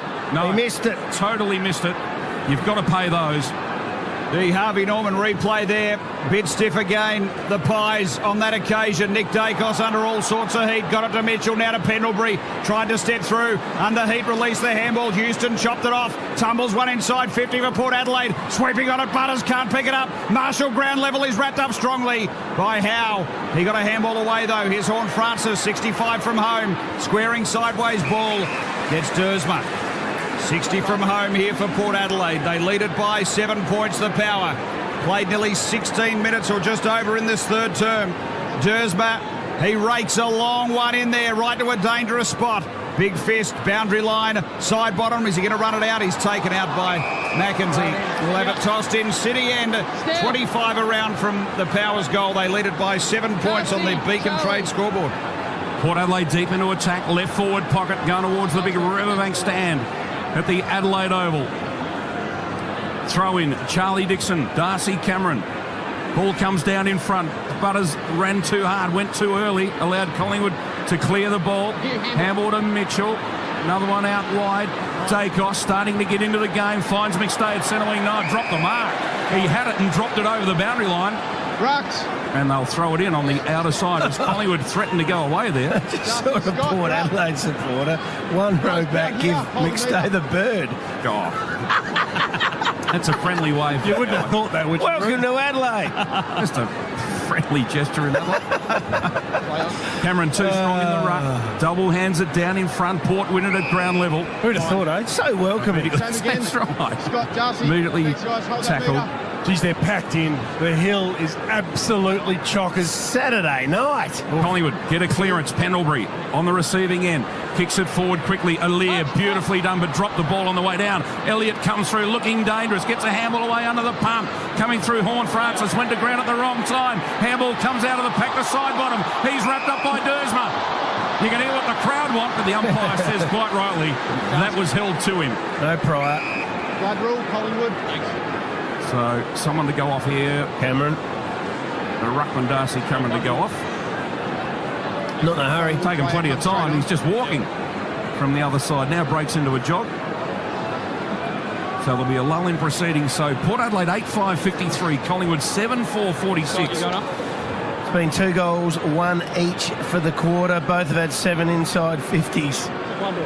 Collingwood had a bit more of the ball, 50 disposals to Port Adelaide's 32 in the third quarter. Doesn't get any tighter than that. Red Z lending stats with Mark Rasciuto. Here on Triple M. Mason Cox straight into the ruck. Houston wins the ball. In trouble. Gets a handball away to Butters. He runs backwards about 20 metres. Side bottom claimed him. He handballed backwards to Dersma. Dersma kicks high and long. Centre wing out of side. Off hands. Port Adelaide win the ball. Quick kick forward towards half forward. Finlayson in front. He wins. Rare one for him. Handball out to McEntee. McEntee's kick over the top. Toddy Marshall marks inside 50 for Port Adelaide, and he's 20 metres out, almost straight in front. It's a big positive for Jed McEntee in a clutch situation. Big game at a couple of moments. Of course, was a goal kicker against the Blues in a losing side, but he just put a little ball in without blazing away. Barely 15, but now on the other side, Finlayson now lifting. He's been down. Well, he was important in that contest, Finlayson. He didn't mark the ball, but he got it moved on and got it to McEntee. And at the moment, you'd say that's his job because it's not a marking night. It really isn't. Todd Marshall on his way in, almost straight in front. The kick on its way, he's missed. Can you believe it? Gee, the pressure. Because he's a beautiful kick of the footy. And Crisp letting him know about it too. 8-6-54 the power. The Pies are 7-4-46 Triple M Beacon Trade scoreboard. Just fell off his kick a little bit, didn't he? Just fell to the left a little bit when he was running in. So 8-point lead, Port Adelaide. Moore, he just rifles one to Noble in the back pocket. He releases down the line to a contest. Holding. So it's against Aaliyah here. That's what the bigger body does. So Nick Dacos took the advantage, got it across to Lipinski. He tries to shoot it up in the Elliott direction, and it's out of play. Right on his tail was Jones, and we'll have it thrown in. Beacon Trade's here to partner with your business by designing your lighting and electrical plans for free. Beacon Trade, let's make light work. Port by 8 points on the Beacon Trade scoreboard. Ollie Wines hasn't touched the ball in the third quarter for Port Adelaide. Yeah, non-red Zeta for Ollie. Finlayson, beaten by Cox to the tap there. Here's Rosie. Got it to Butters. Over the top, chipping ball. Bit of hanging on there from Moore on Dixon. No free kick. Gee, I wouldn't mind seeing the Harvey Norman on that. Here's Willie Rioli. Got boot to ball. Howe's got front spot. He sits and waits for the bounce. He's wrapped up strongly by Horn Francis. He's going nowhere. The ball spits out. Little handball. Came from Drew. Rosie, top of the 50, releases Burton, grinds up, straightens up, sends it there. Oh, no! He too has just missed.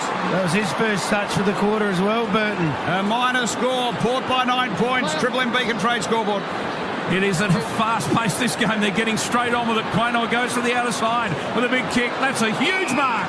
Oh, gee, it was a 2-on-1. And Moore, I thought they'd spoiled it, and he dragged it in. What a great mark by Moore. That is just such strength in the air. Because if it wasn't a mark, it had to be a free kick for frontal contact. Yep. Huge one-on-one. Spot on, Biggles. Gee, did that well. Kicks out to a contest on the outer side. Port Adelaide play in front, and Houston takes a good mark. He's been quiet tonight, but he does some important things when he has to, and one of them was right there. Big mark taken by Houston.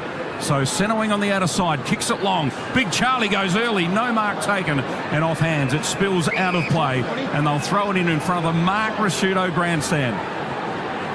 So 55 plays 46, 9-point margin to Port Adelaide. This is a tight one. Collingwood have played in a lot of them throughout the season. They always find a way. They're going to have to tonight. Off hands. Butters was a chance. The Goey beat him to it.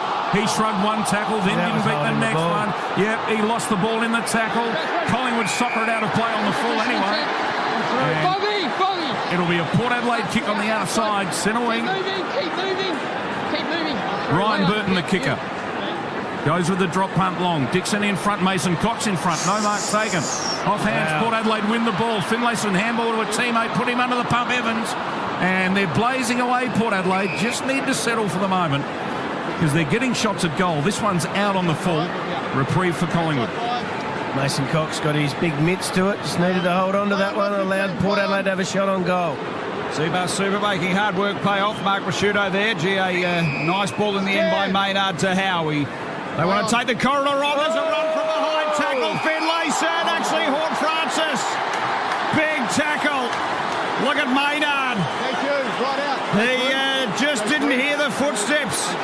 Well, that's forward 50 pressure. He ran from miles away just to keep the pressure on Maynard running out of it. Well done, Jason Horn-Francis. That's what you can do when you haven't got the ball. His work at the centre bounce in the first half, he leads the clearances this year for Port Adelaide. Had a sore back during the week. That was just team lifting run down from behind. Well, here's the next bit. He's straight in front. About 45 out. City end. He likes it. Oh, yes. Porter out by 15 points. Triple M Beacon Trade scoreboard. 9-7-61 Port. 7-4-46 Collingwood. Let's head to Theo Neuropoulos, Bob Jane T-Marts. Bit of action down on the bench. Oleg Markov is about to come on for the first time for Collingwood. Tom Mitchell's out of the game. He has been subbed out. There's a bit of concern over Kane Farrell. He was crunched in that spectacular Darcy Moore mark on that outer side. He's with the trainers just testing a right ankle.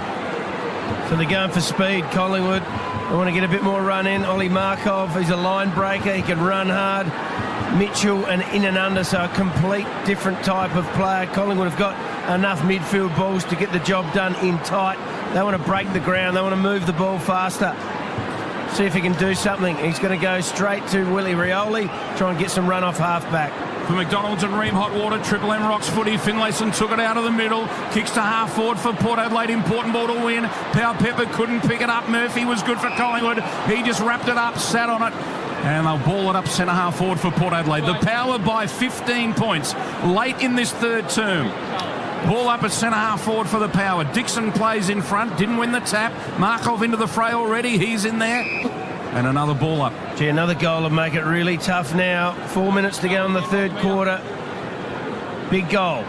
Big 4 minutes. Charlie Dixon and Cameron go at it. Butters at ground level. Just couldn't pick it up. Markov did his first touch. Handball out of the pack went straight to Houston. Houston around the arc with an awkward kick found Burton. Ryan Burton can send them deep into attack. The way he kicks the footy can go all the way to the goal square and does so. Goes to the front of the square. Big Charlie couldn't take the mark. Off hands. Collingwood dropped the footy. They're under the pump. That's a high tackle. Collingwood will get the free. Last line of defence. So 15-point lead for Port Adelaide. Pendlebury, the recipient of the free. Always get a hot finish to the footy with Macca's winter pie range. Oh, he's turned it over, Pendles. Dersma runs in and he's missed. Gee, they've had some chances here, Port Adelaide, in this term. Not capitalising, but they still have the lead by 16 points on the Beacon Trade scoreboard. It's 62-46. Now they're conferring here to see if it's a score. Did it hit the behind post? Score review. Umpire's call is no score. Hit the behind post. Please check. Okay. So Harvey Norman replay. Cyber Safety Awareness Month at Harvey Norman. Giving you a free $50 cyber safety voucher to use towards any cyber security product. T's and C's apply. I think it's hit the back of the padding, hasn't it? Yeah, it did, definitely. Yep. Looks like no score coming up, so the margin will remain at 15. The win for Port Adelaide. So we will have a throw-in. Forward 50 stoppage, much better than the kick in. And they're dominating the tackles inside, attacking 50 at the moment, the power, so this will suit them. So big contest coming up here. Dixon worked into the front. Powell Pepper came through. Evans again, another snap. No. He's missed, as he's missed everything. So once again, no addition to the score, but Collingwood, they get the kick this time. It was out on the full. Port by 15 points. Gee, little Frankie's had some chances, hasn't he? As the Pies bring the ball back into play to the outer side. Darcy Cameron the target. Lear, or do you have enough of it? No, said the umpire. Play on. Ground level. Port try to rush it forward. Taylor Adams does the tackling. And the umpire will ball it up. Houston at the bottom of the pack. Because of that forward 50 pressure, which has resulted in tackles, that's why you're seeing Pendles and the like missing easy kicks, because they're really creating genuine intensity down there. Off hands, Butters won the footy. Kick Port Adelaide inside 50. And Charlie Dixon sat under it. Moore hassled him out of it. No mark taken off hands. It goes out of play. So Port Adelaide inside 50 again. Big contest coming up with this throw-in. In it comes. Dixon, Cameron. Evans ran past the footy. Powell Pepper didn't though. Right foot snap around the body. No one's touched this. A loose ball. It'll roll. Through for the minor score. Hearts in your mouth with that sort of stuff. Port Adelaide 9-8-62. Collingwood 7-4-46. Triple M Beacon Trade scoreboard. Looking dangerous for from stoppage. Vaughan Francis getting on the bolt. Powell Pepper sweeping through as well. They're edgy, the Pies. Nick Dacos with the bring-in ball, goes right down the middle, tries to take him on. It's socket off the deck by Pendlebury and McKenzie. Able to take the mark. Port Adelaide are going to pump forward again. Finlayson takes the mark. 70 from home. He's got Houston at the top of the 50. He's going to go better than that, Marshall. Oh, he sort of went in between them. Gee. Did Marshall must have thought someone was calling. He sort of had the chance and let it go. Ball spills. Opportunity for Bobby Hill. He's got the wheels. He's pumping those little legs out after it. McKenzie held him a fair time without the ball. Ball spills. That's a good kick. Lipinski, a little grubber up towards Adams. Tight against the boundary. Real good pressure by Burton. Sees it out of play on the full. We're seeing some great contests, aren't we? Oh, it's a good game. Both ends of the ground. Set up for a big last quarter. We know what Collingwood love to do. No doubt about that. They got plenty left in the tank yet. Long kick to a pack of players at centre wing, and little Evans got up the highest of all and fisted out of play. Port Adelaide 9-8, Collingwood 7-4, Triple M Beacon Trade scoreboard. Just to repeat, Collingwood have won their last 7 games at Adelaide Oval, 4 of them by less than 6 points. So we are set up for a massive final term with the top 2 teams at the Adelaide Oval. Finlayson, manhandled out of it. Rosie at ground level, puts the Jets on and gets run down. That's holding the ball, umpire. Gee whiz, he was lucky. Powell Pepper picks it up. He tries to fend off. They're trying to do too much, Port Adelaide at the moment. Burton with the footy. Handballs to Farrell, who's on his natural left side. The kick is dangerous. No mark taken out there by Dersma, but he butters up with a good tackle. Boat comes in to help out. Good footy again from both sides. Great pressure. And the umpire will ball it up. Finlayson's got himself into the game. He's had 6 disposals in the third quarter. Port Ruck. Charlie Dixon comes sprinting from a long way away. Port didn't have a ruckman there, and they'll come away with the footy. Quick kick forward. Quaynor was on the end of that, but didn't pick it up. Now the handball forward by Port Adelaide Evans. Port Adelaide rush forward. Butters on the end of a handball, but goes to ground at the wrong time. Quaynor comes in with the pressure. Port fight for it at ground level. Collingwood did well because Port were away again, and the Collingwood pressure continues to lift. They are brilliant under the pump. They really are, and they forced this one out of play as Port Adelaide could have gone inside 50 again. 44 inside 50s to 31. Port Adelaide's way. Port by 16 points. Beacon Trade scoreboard throw in. 60 around from Port Adelaide's goal. Ground level. Adams for Collingwood. Got the boot to it. Dersma. Tried to gather, couldn't. McCreary, a big wraparound tackle on Farrell. 46 seconds. We'll have a ball up basically in the middle of the ground. So, gee, what a final term we're going to be set up for here. Port with a 16-point lead at the moment. And the ball bobbling around. And they'll do it again. Some good news for Power fans. Looks like Kane Farrell is okay after spending a fair bit of time with the trainers. Port Adelaide soccer this one forward out of the middle of the ground. Coming in, Drew couldn't pick it up. Rosie does. Great tackle applied on him. Brutal tackle, crunching tackle as Houston gets a left foot kick out towards half forward. Boak gets rid of his opponent. Have they got time? Boak's fallen over. Can you believe it? At the critical time, the veteran loses his feet. And Port Adelaide are throwing away chances, you'd reckon, late in this term. They keep getting the ball to half forward, and then somehow the mistakes come. And that's Collingwood's pressure right there. Throw in on the outer side. 17 seconds. Either team needs to quickly get a clearance and get it forward. Off hands, Port Adelaide, Ollie Wines. His handball forward to Butters. They're inside 50. Can someone take a mark? Todd Marshall over the back and through for the minor score. Many chances, Port Adelaide in this term. 9-9-63. 3 goals, 5. 7-4-46. Triple M Beacon Trades. 3-5 for the quarter, Dits. To Collingwood, 2 goals, 1. They had 15 inside 50s to 8 for the quarter. So it's lived in Port's forward half. Collingwood have done pretty well to be able to limit the damage. Well, you do not want to be going anywhere. We've got a big final term coming up. Port Adelaide lead at three-quarter time by 17 points. 9-9-63.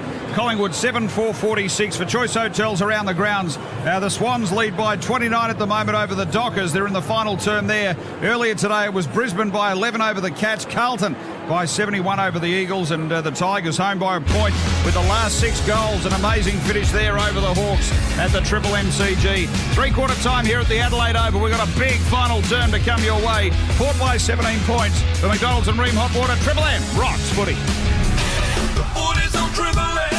That quarter for Beacon Trade. Beacon Trade's here to partner with your business by designing your lighting and electrical plans for free. Beacon Trade. Let's make light work. For McDonald's, Triple M rocks footy. always get a hot finish to the footy with Macca's Winter Pie Range. Melbourne's 105.1 Triple M. We don't play pop music, just the big rock hits.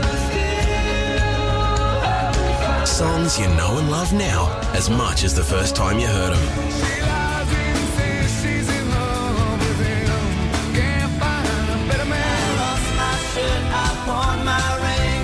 I've done all the dumb things. And disco? Yeah, disc. No. Melbourne's home of good times and rock's greatest hits. This is 105.1 Triple M. As one of Australia's largest assessment-only registered training organisations, VetAssess staff are qualified to assess a broad range of trades, from chefs to mechanics, fitters to hairdressers, electricians, plumbers and many more. We're looking for trade-certified people interested in making a career change to one that will help fill Australia's skills shortage. All you need is 3 years' experience working in your qualification and Certificate 4 in training and assessment. Head to vetassess.info/trade assessor and apply today. Need a workplace safety management system? Identifiber. Doing some DIY or demolition work and worried about asbestos? Identifiber. OHS plans, air monitoring, contaminated land assessment. Identifiber, Identifiber, Identifiber. We're industry experts with over 30 years' experience in hazardous materials services, occupational hygiene and risk management. For a thorough assessment and inspection of your home or office, head to identifiber.com.au.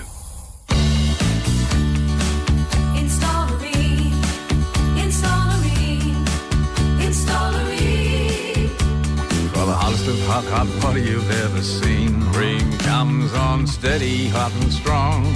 It just keeps on and on. Ream Ambi Heat Pump, winner of CanStar Blues Innovation Excellence Award 2023. Install a Ream. Accept nothing less than Australia's best. Are you ready to start something? Do what you love? With 38 free TAFE courses and over 130 nationally recognised qualifications, including animal studies and veterinary nursing, come to Kangan Institute, the Australian Large Training Provider of the Year 2022. No ATAR needed. It's time to unleash you at Kangan Institute. Call 13 TAFE to apply now or visit kangan.edu.au. Eligibility criteria applies. Some or all of this training is delivered with Victorian and Commonwealth Government funding. RTO 3077. So good to freeze. With Tango Energy's big winter price freeze, that is. For a limited time only, you can get Tango's freeze and low gas or electricity rates and avoid the annual price hike by having your energy rates frozen until at least May 2024. Tango Energy. Just freezing good rates when you need them the most. Tango Energy. T's and C's apply. Excludes feed-in and other fees and charges. Fact sheets available at tangoenergy.com. For clear advice on the right plan for you, contact us on 1800 861 952. Hello, Frank Walker from National Tiles. National Tiles constantly check and lock prices on many of our most popular tiles at more than 20% below the market every day of the year. Here's proof. Massively popular subway wall tiles, best market price $52. National Tiles checked and locked price $34.95. That's way more than 20% saving every day of the year.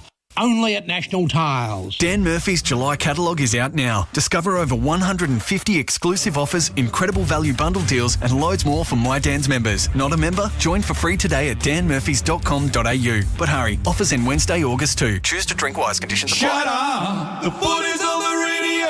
Triple M rocks footy. This quarter for Titanium Caravans. Titanium Caravans are built to tackle Australia's toughest conditions. Visit titaniumcaravans.com.au.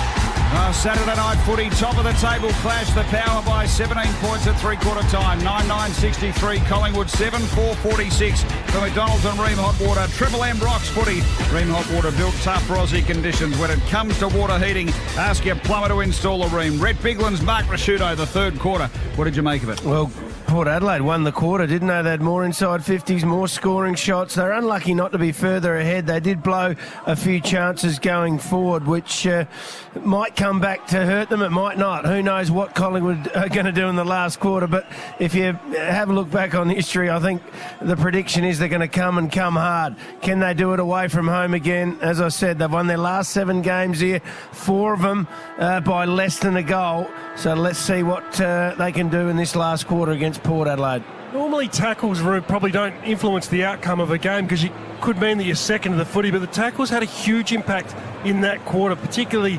post-clearance, where Port Adelaide's tackles were brilliant.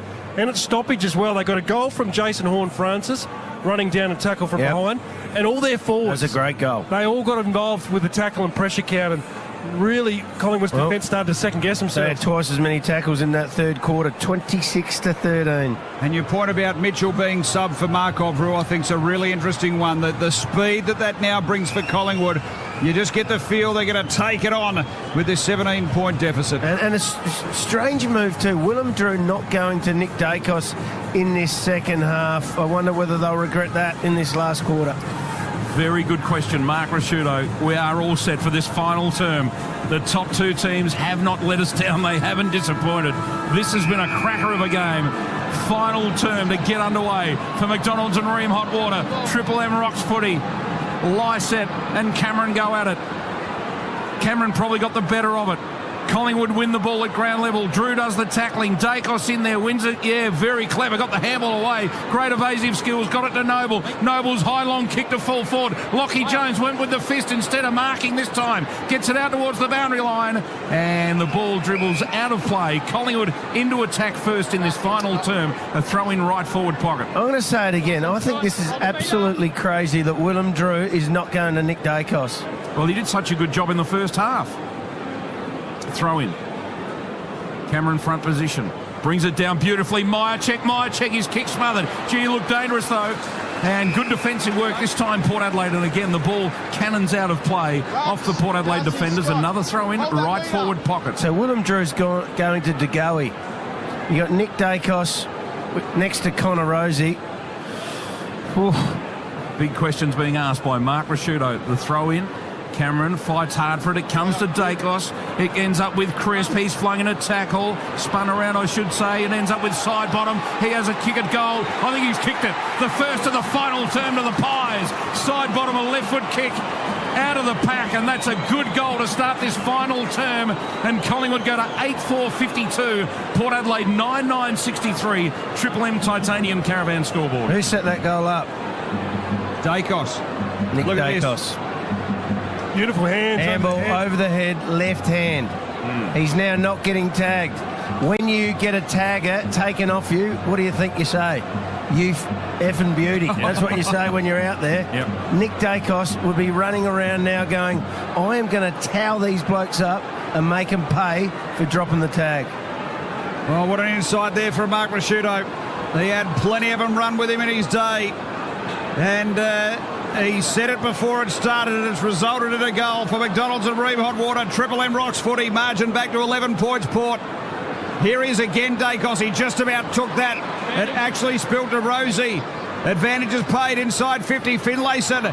Now McEntee. Geez, tackled strongly by Noble. Howe just got boot to ball. Here's Cripps trying to gather. Dacos was there again. Now it's Lipinski getting boot to ball quickly. Oh, nice courage. Lockie Jones floating across the Lee's giving away the free kick. Oh, hanging on. So this is going to go to Dan McStay, front edge of the centre square. Collingwood are back inside 50. Myercheck in the middle, spits out the back. Elliott's floating around, boundary line beats him. And left forward pocket, City End will have it thrown in. Port by 11, Triple M Titanium Caravan scoreboard. When Collingwood have to take the game on, seriously, why would you give their best, most damaging player a free run at it? I find this extraordinary. I might be wrong here. Might be right. Throw in left forward pocket for Collingwood. Lycett at ground level, tried to get a kick away. Houston likewise. His didn't go very far. Lockie Jones, oh no, he's had a shocker. No. He's kicked it off the side of the boot and he has panicked and kicked it straight out on the full inside 50 for Collingwood. Josh Dacos. Stand on the line. So Dacos from about 40, 35 metres out. Maynard's come all the way over and I think he's backed him in. Talent this kid has, he could drill this. He improves the angle, goes all the way and kicks it. Wow. Collingwood go back-to-back at the start of this final term. They are throwing everything at Port Adelaide. The margin was 15 points a minute ago. We are back to a 5-point game. The Pies 9-4-58. Port Adelaide 9-9-63. Triple M Titanium Caravan scoreboard. Well, Lockie Jones did a couple of really good things there, and then just unfortunately when he tried to kick it really hard around the corner, just kicked it in the belly of the ball. What about the kick from Dacos on the boundary? But when Maynard went over to him, that was ridiculous. Under that sort of pressure. Absolute freak for the bloke with the most disposals in the competition. No, it's Josh. Has he got more than... Josh has got the most, hasn't he? No. Don't downgrade the kick, Rupert. Back in the middle for McDonald's and Ream Hot Water. Triple M Rocks footy. G to go. He puts some heavy body on Horn Francis, who's down in the middle. Adams for the Pies. Pumps him inside 50. Bergman tried to gather. Lipinski did. Here's Elliott, top of the 50. Handball across to Dacos. Got the little walk around. Goes for a couple in not long. He pulls it away to the left. Minor score. Make no mistake. The Pies are coming big time. It's a 4-point Port Adelaide lead. Triple M Titanium Caravan scoreboard. So Port Adelaide need to steady here in a big, big way. The league leaders are hammering them at the start of this final term. The kick goes up the middle of the ground. What a mark by Rosie. Not the biggest man there. And Port have played it on. The handball came to Powell Pepper, but he put him right under the pump. Port have coughed it up in the middle. Collingwood are going to come straight back. The ball now to centre half forward. No mark taken. Off hands. Horn Francis read it for Port Adelaide. He's got nowhere to go. Did well. And now he kicks it. Didn't panic at all. Goes to the outer side to Bergman. Bergman goes long. Loose player at half forward. The ball hung in the air too long. Powell Pepper, does he keep it alive? No. Gee. Out on the forward. Okay, so Port get a free kick and now the kick fired into the pocket. And Finlayson's taken the mark. I didn't quite see what happened. No, it was unlucky. Just must have hit him on the leg and went over. Came off the Collingwood player. So Finlayson meantime marks. He plays on. Improves the angle. From the right forward pocket, he's given it too much around the corner. Port to 9-10-64. Lead Collingwood 9-5-59. And that's on the Triple M Titanium Caravan scoreboard. So here he is, Markov. Gave the little ball to Cameron and then he got it back, and this is what he does. He goes for a little run, handballs across to Crisp. He got it to DeGoey, put it out into space. Nice little Mark Adams on the logo, centre wing, brings it back inboard. Just overcooked it a touch, and Bergman sweeping on it for Port Adelaide. Gathers and delivers. He's found Powell Pepper. Centre wing out of side. Port by 5 points. They've got the footy. Powell Pepper back to Burton. Very deliberate, and they've got a bit of space here. Marshall. The next link in the chain has been tough a lot of the night. He's just forward a centre wing here, Marshall. So a bit of short backwards action to Rosie. Now to Burton. Got around Josh Dacos. Now he's going to load up the right boot. Sends a long high ball inside 50. Finlayson, he's the only one to go for it. He couldn't quite drag it in. Dixon to Finlayson around the body. And he's pushed that across. Minor score. Gee, they've had some chances, Port Adelaide. And it is a 6-point lead to the Power. Triple M Titanium Caravan scoreboard. Yeah, missing shots. As Collingwood bounce their way out of defence through Noble, goes to McStay and Aaliyah, both hanging on. No mark taken. Over the back, Port Adelaide have Houston to mop up. Handballs to Lockie Jones. His kick's a strange one. Goes to McEntee, who had to beat a couple of tall opponents. Finlayson over the back. Can he run and kick a goal? No. Goes across goal. And no mark taken. Powell Pepper, loose ball. He keeps it alive. He's got a couple to beat. He goes to ground. Too much pressure, Collingwood. And the Pies are away from defence. Oh, 6-point lead, Port Adelaide. Dangerous ball from Collingwood. But guess who? Dacos there just couldn't complete it. Rosie over at Drew. Dacos. Rosie got a little tap to Marshall. Top of the 50 for Port. Dacos puts a wrap-on tackle. Crisp as well. Here's Josh Dacos. Handball to the invisible man. Then he was able to butter up. Goes and get it himself. How's the pressure? Now Burton. Now Marshall inside 50. Rioli. Willie's taken the mark. Tight angle about 40 out. Sometimes we see Todd Marshall doing the things in front of goal that stand out so clearly, but he was very good in close there. Really sharp hands and nice kick around the body. Completely knew what he was doing with the footy to Willie Rioli. Didn't panic. Well, he was brought to the club to kick goals. And very much in moments like this, you'd reckon. Cathedral end. Willie Rioli. 45-degree angle. He'll let it go from 45. There you go. There you go. Port Adelaide by 12. It's 10-11-71 the Power. Collingwood 9-5-59. Triple M Titanium Caravan scoreboard. Titanium Caravans are built to tackle Australia's toughest conditions. Visit titaniumcaravans.com.au. Mark Prosciutto, Rhett Bigland's Triple M footy. Big kick in a big moment of the game there. Marshall just hacked it forward. Rioli was the beneficiary of it. But to go back and kick a big goal. Had the week off last week for family reasons. And a very, very important goal for Port Adelaide. Celebration off the charts as well. The LeBron James silencer going back to the crowd, and he's on report too, Rioli, we think, for a strike on Moore earlier on in the game. We'll have confirmation from that a little later on in the call. Seabar Super comments, Red Biglands from McDonald's and Ream Hot Water, Triple M rocks football.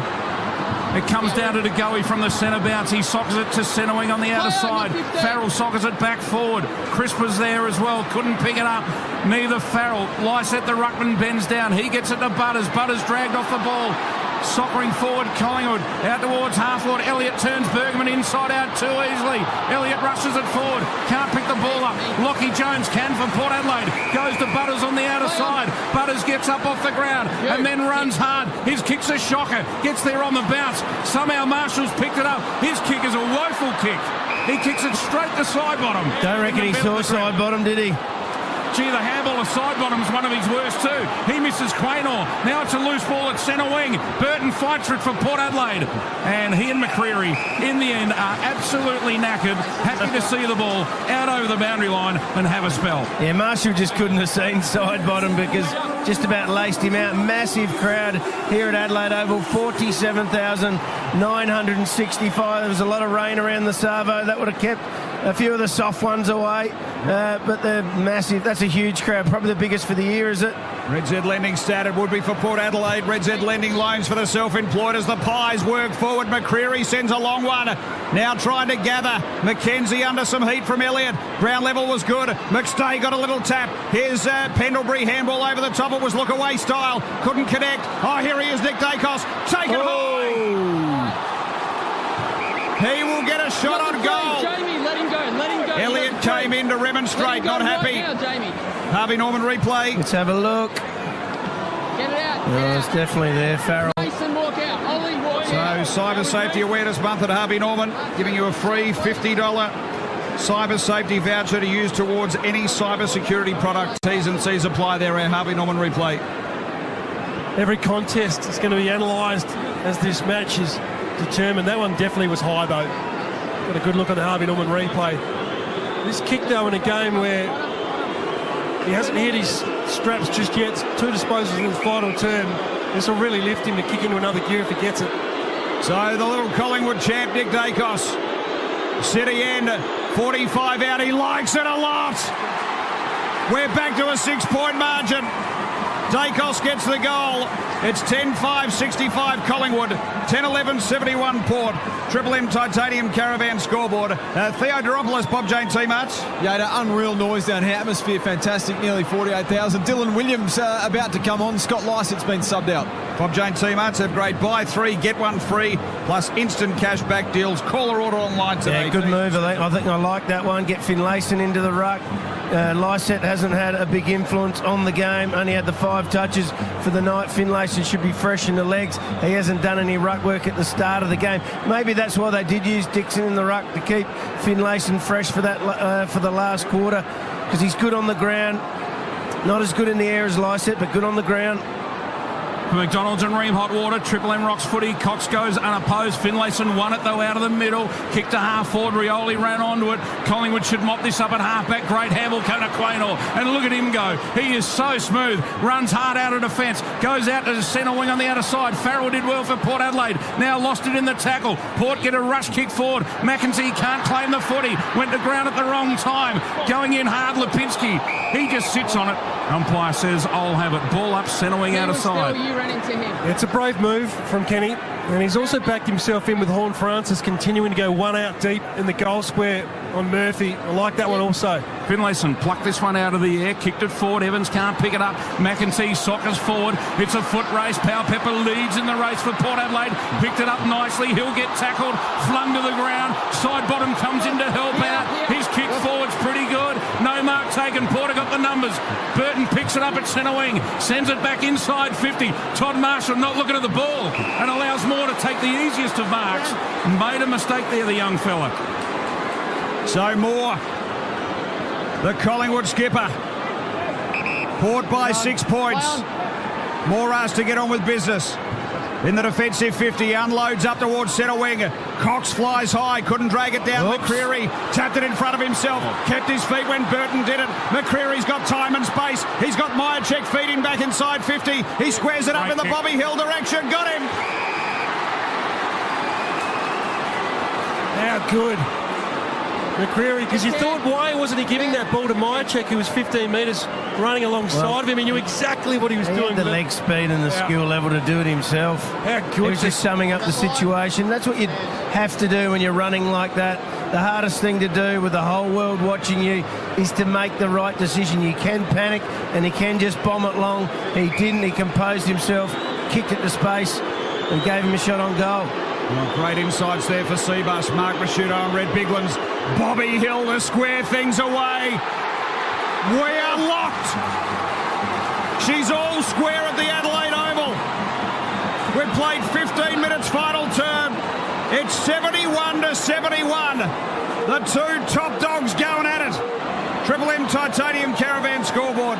Titanium Caravans built to tackle Australia's toughest conditions. Visit titaniumcaravans.com.au. History said it was going to happen, and it has happened. Collingwood have come flashing back into the contest.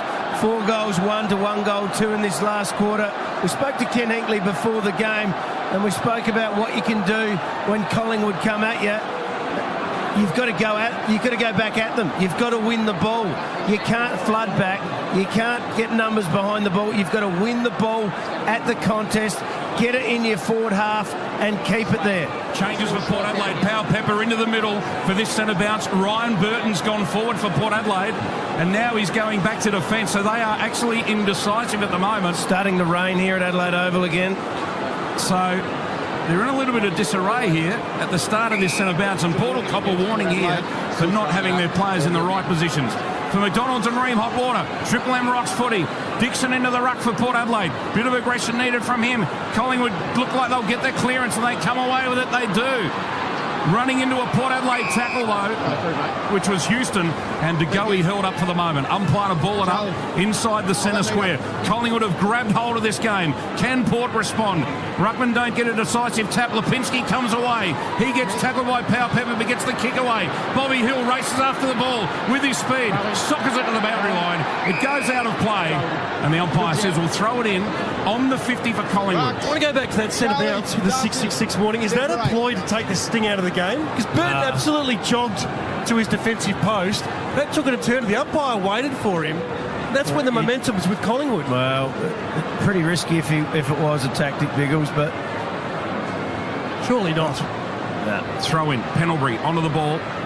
Ollie Wines goes with him, and it bounces off both players, goes out of play, left half forward for Collingwood, who are doing the attacking in this final term. Scores are level. One-on-ones everywhere. There's no loose behind the play. Look at the space around the stoppage. Just what they do. They suck people out, and if they get the ball here, there's space to run. Throw in. Collingwood win it at ground level. Quick kick inside 50. The pack crashes in from all directions. Port Adelaide at the back. They're going to rush a minor score, and Collingwood lead by that minor score. Farrell was the player to see it through for Port Adelaide, and the Pies go to 11-7-73. 11-6-72. 1 point. 10-11-71 Port Adelaide. Bring it in. So Burton, umpire asks him to get going. He does. Delivers a ball, finds Houston. He runs out, receives it back. Burton from the defensive 50 goes with a down the wing ball. Spills out the back. McEntee. Now Finlayson in a bit of space. He had Butters feeding through. It actually falls to him. Marshall, what's he going to do? He squeezes one and he finds Evans. So Frankie Evans, bit of angle about it. 20 out. He'll have a shot to put Port Adelaide back in front. Well, Collingwood did what? He plays on. He gives it to Finlayson around the body. Snap, he nails it. Bit of teamwork there. And Finlayson will feel good about himself. Port by 5. Oh, this game's got plenty in it. 11-11-77 the power. 11-6-72 Collingwood. Port by 5. Triple M Titanium Caravan scoreboard. Mark Rasciuto, Red Bigland's Triple M footy. Well, gutsy give and a gutsy call by Finlayson to get it because, you know, he's a good kick at goal, but he's not a brilliant kick at goal. And Evans, who's had his chances tonight, what's he kicked? 1 goal, 1 as well. So decided to give it off. A bit of a rush snap, but he put it through Finlayson. About Finlayson's little Irish Gaelic style ball that he just got to Rosie. It was all of 6 metres via foot. It was incredible how he did it. Now starting to get himself into the game. Jeremy Finlayson, 14 disposals with 3 clearances. For McDonald's and Ream Hot Water, Triple M rocks footy. Charlie Dixon fights hard for it in the middle. Willem Drew's kick was smothered. He goes back in after it. The ruckman Cameron beat him to it. Socketed it to centre wing on the outer side. Stayed in. And has it been kept in? Only just. And a throw in centre wing on the outer side of Adelaide Oval. So the funny rule about that, if that went over a metre before it got there, would have been insufficient intent. Yeah. They need to tell us once and for all what the rule means, I reckon. Especially in tight games like this. Dixon into the ruck for Port Adelaide against Darcy Cameron. Throw in, centre wing, outer side. Cameron got the tap away. Horne-Francis ground level. Port Adelaide try to fight for it here. They've lost it. Have they coughed it up? No.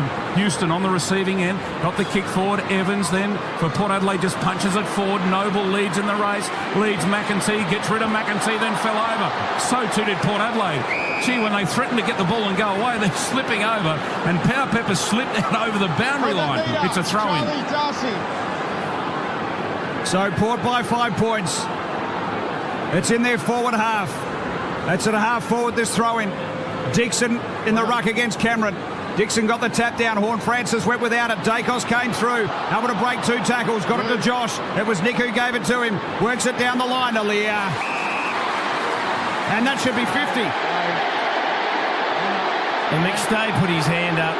He should be with Alia, making sure he doesn't do exactly what he just did, take an intercept mark. And Alia works it up to half forward. Ball spurts over the back. Boak's wrapped up. He's tackled. He holds it in. And we'll have a ball up. It's at half forward for Port Adelaide. They lead it by 5 points. Triple M Titanium Caravan scoreboard. We've told you enough times tonight. Collingwood on the last 7 here, 4 of them by less than a goal. They win the clearance. Lipinski kicks high and long. Back in the direction of McStay. And Alia took another mark. No, umpire didn't pay it. Oh, it's a vacant forward line. It's a foot race over the back. Who's going to get there first? Farrell for Port. Oh, it's out of bounds. Deliberate. Out of play. And that is as deliberate as you'll see. And has the umpire played it? Yeah. He has. To be fair, Farrell only had eyes for the line. Jamie Elliott punched it out over the line. Elliott's a clever little goal kick. He's outside the boundary line, obviously. He'll improve the angle and kick around the corner to put the Pies back in front. Does it now, kicks the goal. Great goal. Collingwood by a point. The skills on display tonight are phenomenal. The top two sides. What a contest they're putting on. The Pies go to 12-6-78. Port Adelaide 11-11-77. Triple M, Titanium, Caravan scoreboard. Seen a few too many times tonight, the defence letting the ball get over the back. And it's easier said than done. I mean, it's wet, it's slippery, so if you don't nail the spoil, it's going to go over the back. And then Farrell, he just would have gone, oh no, what am I going to do here? Rush it through the points? You can't rush it through the points when you're outside of the square, otherwise that's a free kick. And he was right on that line, ended up just hitting it and it went out of bounds. It was deliberate all day. Here it is on the Harvey Norman. He's the first there. He just panicked, didn't really know what he was doing and ended up giving the free kick away. The perfect thing he probably had to do was take the ball and just hold on to it and cop the tackle. Now for McDonald's and Ream Hot Water, Triple M Rocks footy. We're back underway. Collingwood clear it through. Nick Dacos just sucked the slipper into it. Gets it inside 50. Lockie Jones and Elliott. A contest there. Boundary line. It's out of play. Left forward pocket. City end will have it tossed in. Collingwood have had 9 inside 50s and kicked 5 goals too from 9 inside 50s. Red Z Lending. Red Z Lending stats. In the last quarter. Loans for the self-employed. Thanks, Roo. REDZED.com. Collingwood by a point.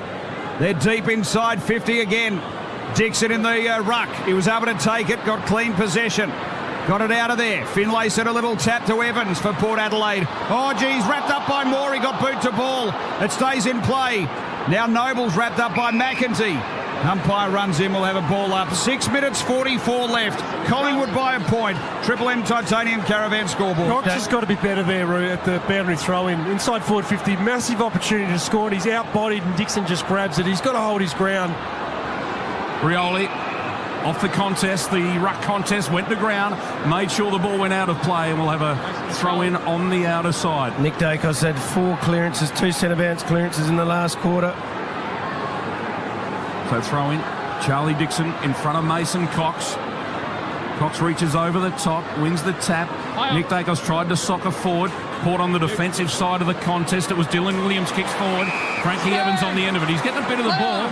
He plays on, kicks it long and strong. 2-on-2 inside 50 for Port Adelaide. Over the back, Powell Pepper has rode this beautifully. He'll balk and he'll kick a goal. And Port Adelaide are in front. Powell Pepper, how important. He read that beautifully. He kicked the first goal of the night. And Port Adelaide now lead by 5 points. What a game of football. Had a great game of footy. Kicked the first goal of the night, Powell Pepper. That was an absolute beauty. That one was just as important. 17 disposals now. 6 tackles for Powell Pepper. Once again, that ball just get to the side or to the back. He positioned himself perfectly. Great goal, Powell Pepper. 12-11-83, Port Adelaide, Collingwood. 12-6-78. What a clearance coming up in the middle. What about the value of going in there and bringing it to ground? Murphy and Moore couldn't do a thing about it. Huge forward line aerial pressure for the power key forwards in Marshall. Well, Super making hard work pay off. Mark Rashudo and Red Biglands. We're back in the middle for McDonald's and Ream Hot Water. Triple M Rocks footy. And Horn Francis gets boot to ball. Just was able to beat Dacos to the punch there. Now Rosie at centre wing. Port by 5 points. 5 minutes 53 left. Centre wing out of side. Rosie looking down the line. Gets a long ball working up towards that forward 50. And it slips through the hands of Cox. Rolls out of play. Underneath the old scoreboard, we'll have it thrown in. So they've been busy here at stoppages. Had a stack of them in the third term, Port, and they're attacking 50, trying to block and get some movement through it. Look for Horn Francis here. He loves to sell a lie to the opposition. So throw in.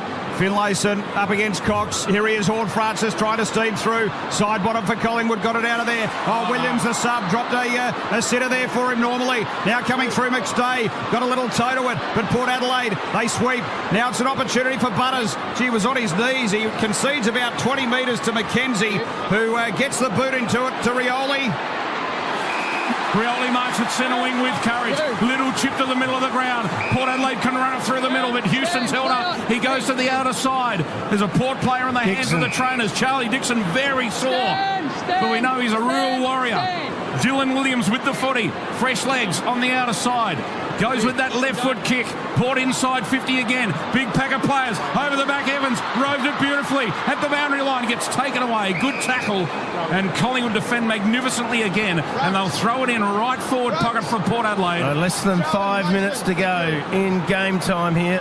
Of all of the inclusions tonight, Willie Rioli's had a massive impact. He's had an equal high 7 score involvements. It's been a great return for him. Throwing inside 50, Rioli off hands. He was dragged off the footy. Side bottom was in there. Mason Cox claimed it. He gets tackled. Umpire letting it go. He's hovering the umpire. Is he going to ping someone? The ball bobbles about. It nearly comes out. Then it goes back in. Side bottom's got it. And the umpire says, I'll ball it up. 20 out from Port Adelaide's goal. Mason, so 4 minutes 33 left. Port by 5 points. 20 out from their goal. Ball up.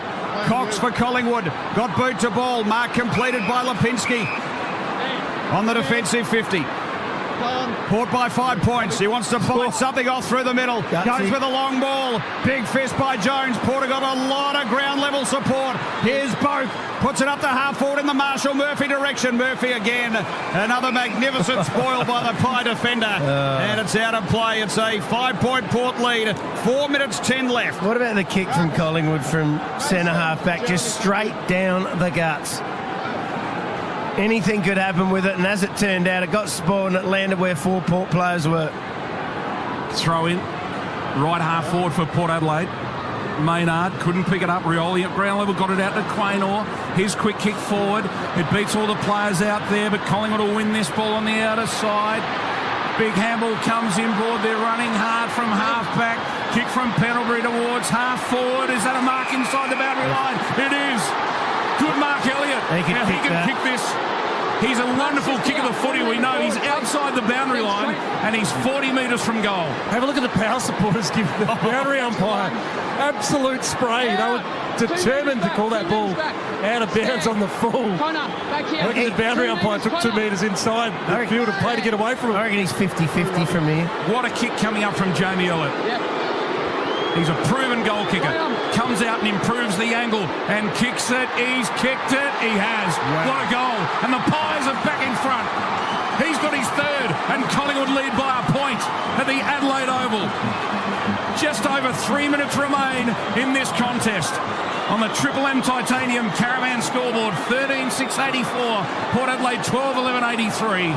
Unbelievable. Well, if Port Adelaide have had their chances, they've kicked 12 goals, 11, so they've had 23 scoring shots. Collingwood have had 19. It's 56 inside 50s to 41. Port Adelaide have had plenty more inside 50s, plenty more shots, haven't been as efficient in the forward 50. Collingwood have kicked 3 goals from the boundary line, haven't they? Yep. Oh, the composure. We just got a great look on the Harvey Norman of Elliott copping earfuls from little kids, from mums and dads over the boundary line. He didn't flinch. Nothing but gun barrel eyes for the goals. How strong in the mind is that man? Well, that's a 6-6-6 warning for Collingwood this time. 3 minutes 13 left for McDonald's and Ream Hot Water. Triple M Rocks footy. Collingwood lead it by a point. Tap down. It came from Cameron looking for DeGoey. Adams came through. DeGoey butters up. Gets possession. Handball across. Got it to Pendlebury to Adams. Now an inside 50 high ball. It's going to bounce and sit. Now it sits for Crisp. Runs to the boundary. Little handball looking for Myercheck. Missed him. And we will have it thrown in. 25 around from Collingwood City end goal. Be a lot of discipline here. This stoppage cannot have a free kick. Finlayson's undersized. Just has to bring it to ground. That's the risk. 2 minutes 54 left. Collingwood by a point. They're inside their 50. Rucks go at it. Ground level ball. Little tap there. Spills out. Oh, he dropped now it. Dacos is wrapped up. And we will have a ball up inside Collingwood's attacking 50. They lead it by a point with 2 minutes 44 left. Watch the boundary line. That's where they'll be. That's where Port Adelaide will be trying to hit it. If you're a Collingwood player, you get on the bolt down the boundary line. Darcy Cameron wins the tap. Port Adelaide rush it forward. Boak's on the end of it, and Collingwood see it to the boundary line. So a throw in on the 50 for Collingwood, who lead by 1 point inside 2 minutes. This is where you can't make a mistake. You got to do exactly what you train during the week. Can't go off script. To go here, he's loose. Finlayson and Cameron go at it. Port Adelaide at ground level win the clearance. It's centering out of side. Butters on hands and knees. Fell over at the wrong time. Williams picks up for Port Adelaide. A kick from Charlie Dixon to the middle of the ground. Courage needed. Side bottom didn't mark. Collingwood kick it inside 50. It's a foot race. It's heading out towards the boundary line. The Pies will get there first. Myercheck, what can he do? Doesn't kick the goal. And Aaliyah concedes with the minor score. Port Adelaide trail by 2 points. They get to bring the ball back into play, and Aaliyah gets on with it straight away. There's 2 minutes to go. Dead on 2 minutes. So works down towards centre wing. Boken a one-on-one. Goes to the back, rolls out of play. A minute 58 left. So this is where you can flood back now. So there's not a centre bounce. So Collingwood will probably send a player loose behind the play, you would think. They'll probably have 5 forwards, which means Aaliyah could outmark. He could intercept Mark. If they get the ball, they probably have to try and maintain possession, not kick it forward. Collingwood by 2 points. A minute 53 left. Ball back in play. Spits out to Rosie. Under some Dacos pressure. Rosie got boot to ball. Now is that out on the full? No, it stayed in just. It goes to the line. Moore being corralled. Got one to Maynard. He's bustled over by Powell Pepper.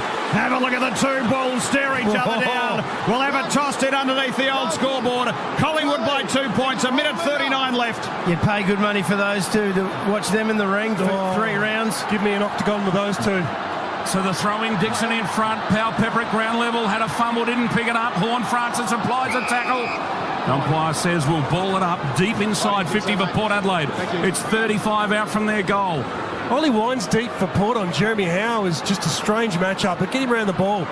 The tap comes to Horn Francis on his left boot. He squares it up to centre half forward.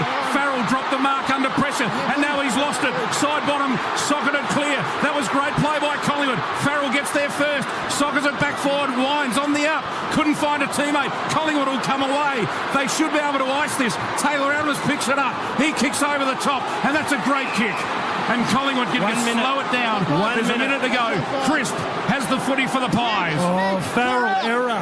How did he drop that ball? Slippery night. Last 7 games at Adelaide Oval, 4 by less than a goal. Crisp is told to get on with it now. Kicks it along the boundary line. Port Adelaide fly. Jones dropped the mark. Port Adelaide from defence. Kick to the middle of the ground. Charlie Dixon, what a ball. He taps it on, but it's all Collingwood at the fall of the ball. They run into the top Marshall. He applies the tackle. Umpire says, I'll have it. 37 seconds. In the middle of the ground. They've got to flood back now. Collingwood try and stop it. Port Adelaide has got to smash it forward at every opportunity. What a ball up. 36 seconds. 2-point lead Collingwood.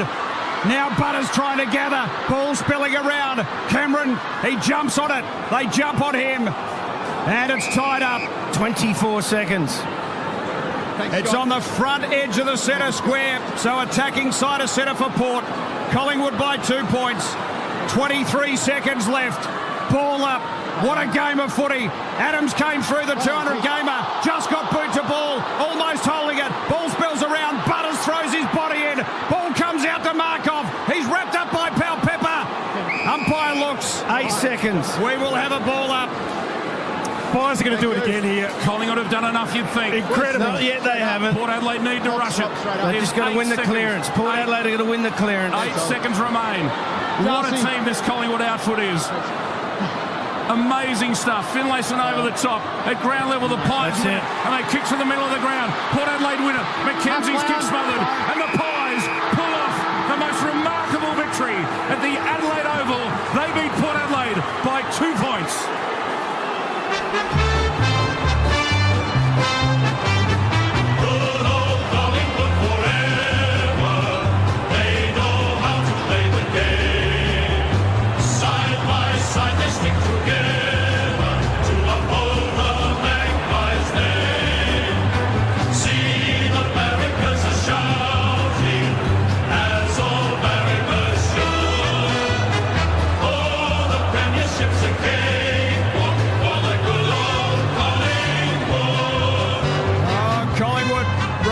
Winners by 2 points, down by 17 points at three-quarter time, and it's another come-from-behind Collingwood win. 13-7-85, Port Adelaide 12-11-83 in one of the great games of footy that you'll see. Port Adelaide going down here to the Pies, who were simply magnificent in Taylor Adams' 200th game. We're standing by to take you down to ground level, but Mark Prosciutto, Rhett Biglands, boy, how do you top that? Well, they just keep doing it, Collingwood, don't they? Port Adelaide had the chances, 57 inside 50s to 44, 23 scoring shots to 20. They didn't kick accurately, they didn't take their chances, and when you do that to Collingwood, they come back and they make you pay. It's incredible how the Collingwood players sensed the moment. Myercheck inside forward 50, realised he just had to gather and was clean with it. Just the big moments in games where these star players stand up, and there are a couple of errors late which cost Port Adelaide, but you're right, Roo. Too many missed opportunities throughout this game for the Power. I'll certainly look back and be hating those. There's no doubt there'll be some chat about that change as well on Dacos in the final term with Drew, who'd done a really good job for 3 quarters taken off him, and Dacos really started to get them rolling. And you just wonder how it filters through both sides as well. Collingwood get their tail up, Port think, oh, hang on, and there it is anyway. Thanks to Channel 7, let's take you down to Mark Soderstrom, and he's about to catch up with Taylor Adams, who played game number 200. 3/4 time. Yeah, this group's it's different. We never give up, you know. They played an awesome style of footy. We knew they would. But yeah, I'm a bit overwhelmed, to be honest. It's been a really special couple of days, and this group means so much to me. They just dug so deep for my game, and yeah, I just love the group so much. Take us through the belief in the club, because you're doing it so often now when you're staring down the barrel late in the game. Yeah, I mean, tonight was probably a little bit different. We had to really grind inside. Their midfield was on top of us for most of the game, and yeah, we showed that fight early on and sort of got the momentum going our way. And yeah, we know that we're in games with 15, 20 minutes to go, we can score still. So huge belief. Just love this group, mate. We wanted this game to be an absolute ripper, a fitting game for 1v2. Geez, we got it, because it was just remarkable, the momentum swings. What's it like out there? Oh yeah, there's I hope it was a great game to watch, because it felt like that being a part of it. It's obviously really fast, a lot of contest, a lot of pressure. Yeah, we knew that was coming. Like we prepared ourselves for that all week, and they didn't let us down. They delivered on that, and yeah, we're able to stick with it and ride it out. Congratulations. Not often that we hear a visiting crowd getting really loud at Adelaide Oval, but geez, your crew have travelled and done it well. Yeah, they have all year. Yeah, they make it so special. They have no idea how much impact they have on us when we're out here, and yeah, it's a pretty special moment. So thanks to all our fans to come over, and everyone back at home watching. I hope you enjoyed that. Congrats on the 200. Fantastic. Some very important touches late. Well done, Taylor. Mark Soderstrom, thanks to our friends there at Channel 7. And, Taylor Adams in game number 200. What a win that has turned out to be for Collingwood. We came here expecting a game, and boy, did we get that. Did we ever? It was an absolute cracker. Port to be filthy on themselves. In some ways, they should be happy because they played a cracking game, and there was some doubt about whether they could do that after what they did last week. But losing the game that they shouldn't have lost, they won't be happy at all. In fact, their supporters will be just walking away going, I can't believe we lost that game after being in front for a 95% of the game. But there was always a chance to happen. Let's head down to Sodas with Braden Maynard. It's all private, mate. I said something during the week and they didn't like it, but hey, it's a game and we love it. Craig McRae through in the middle too, because they knew that there'd be a bit of a tension on early. Yeah, I thought there was going to be a little bit more, but it is what it is. I didn't too much while I was in there, but far out. This team refuses to give up. Come over here, hostile environment. We just love it. We do not give up. Love it. Just watching when the siren goes, the boys running from the bench there, just the amount of belief and real love amongst this group looks really remarkable at this point. Oh, it's next level. And we're going to a really important part of the year, and we've had a really good 4-week block, and we can tick that off and go into the next sort of month leading into finals. But yeah, like I said, this group it's just unbelievable to be a part of, and I can't wait to see what happens. Jamie Elliott's pretty cool under pressure when he needs to be. Mr. Clutch, always very calm and steady, the big fella. But yeah, it's great to get the W. Congratulations, mate. Wonderful win. You guys keep doing it. Enjoy the rest of the season. Cheers. Oh, great stuff. Mark Soderstrom catching up there with Braden Maynard. Thanks to our friends there at Channel 7. It's our Triple M Amy review. Submit your fan clanger story to amy.com.au/fansurance and you could win Collingwood home by 2 points. Can you take me into the belief that Collingwood have, and how do you get that, and how do you believe, and how do you trust each other to continue to do what they do over the last sort of 12, 18 months? Well, they've just done it so many times, haven't they? They're an experienced outfit. They're one of the most experienced, one of the oldest list in the competition. They've just got so much depth. They've got so much trust. The coach encourages them to play like that. They've got good rebounding defenders. I mean, they're the best defensive side. They've got a great midfield. They're fully fit at the moment, and their forwards... You know, they're not the most talented bunch of forwards you've ever seen, but they don't have to be. They don't kick massive scores. Look, tonight, they've only had 20 scoring shots and kicked 13 goals, 7, but in that last quarter, Josh Dacos kicking one from the boundary line. Elliott kicked 2 goals from the boundary line, one a snap from in tight, one from 45 metres out. Nick Dacos kicks a goal from 45 metres out. I mean, they just took their opportunities when they had to in the last quarter and pinched another victory on the road. 8 in a row at Adelaide Oval, 5 of those by less than a goal. It's incredible stuff. And when you hear Maynard and Taylor Adams talk about the belief in the group, that's just not saying that we believe in what we can do. That's the belief that they can be a match winner. And we saw they're calling him clutch. Jamie Elliott, he believed he'd kick it. He knew he'd kick it. It was an incredible kick from the boundary to put him in front, copping all sorts of abuse. You'll see Taylor Adams getting chaired off on the shoulders of his teammates into the rooms now, and Nick Dacos as well. They all went over to him and just told him to kick it. You can kick it, and he had no doubt. Didn't flinch in 1 second to be able to line that up. It's just an incredible talent. You mentioned at the start of the final term about the tagging or the non-tagging of Nick Dacos through, and I don't know. I think we see it time and time again where in the modern game, coaches are saying, oh, we can't worry about the opposition. We've got to get it and just go forward and, you know, when there's a turnover, maybe you cop it at the other end. I wonder when the day will come where coaches say, I'm going to lose the game if I don't shut down the 3 best players in the opposition in the final quarter. I'm dumbfounded by that move. If you're going to tag someone at the start of the game, if you deem them dangerous enough to tag, why would you stop when things are going in your It's worked for you for 3 quarters or work for you for a half. Why would you stop doing that? Nick Dacos could not have been happier that when he went out there and thought, I haven't got a tag on me. Yeah. I am going to run my little ass off and try and do whatever I can do. He had a bit of a calf issue. Looked like he got a bit of a cork. He wasn't at his best and he fumbled a couple. But in that last quarter, he had 4 clearances, a couple of those from the centre square. He didn't have his best game, but he had his best quarter. And it was because Willem Drew wasn't on him.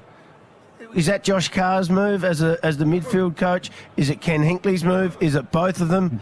It'll be a talking point, and I'd love to know the answer. If these two get to play each other in the finals, Biggles, how do Port Adelaide walk away from this game? Do they say, I'll tell you what, we now know we can match it with them? Or are they on the back foot thinking, my God, we threw everything at them, and we bloody still lost at home? Collingwood have come away from home today to win this game. Well, it depends. How do you approach it? If it gets to the final term in a final, guess who has the confidence in the final term when it's tight? They second-guess themselves. But we're looking back at the footage and the missed opportunities that Willem Drew had, missed opportunities in front of goal that Ryan Burton had. They'll look back and go, we normally kick those. And the turnovers, they'll look at those, I'll look at them in detail and say, we're not going to lose them again. And if they win those ones, it's a different result. Well, they're not going to get them another time at Adelaide Oval. I think that's probably highly unlikely now. They've had an opportunity, and Porter are in a little bit of danger of slipping out of the top 2. As long as they keep winning, they can hold it. But now they're only 1 loss or 1 win away from slipping out to 3rd. But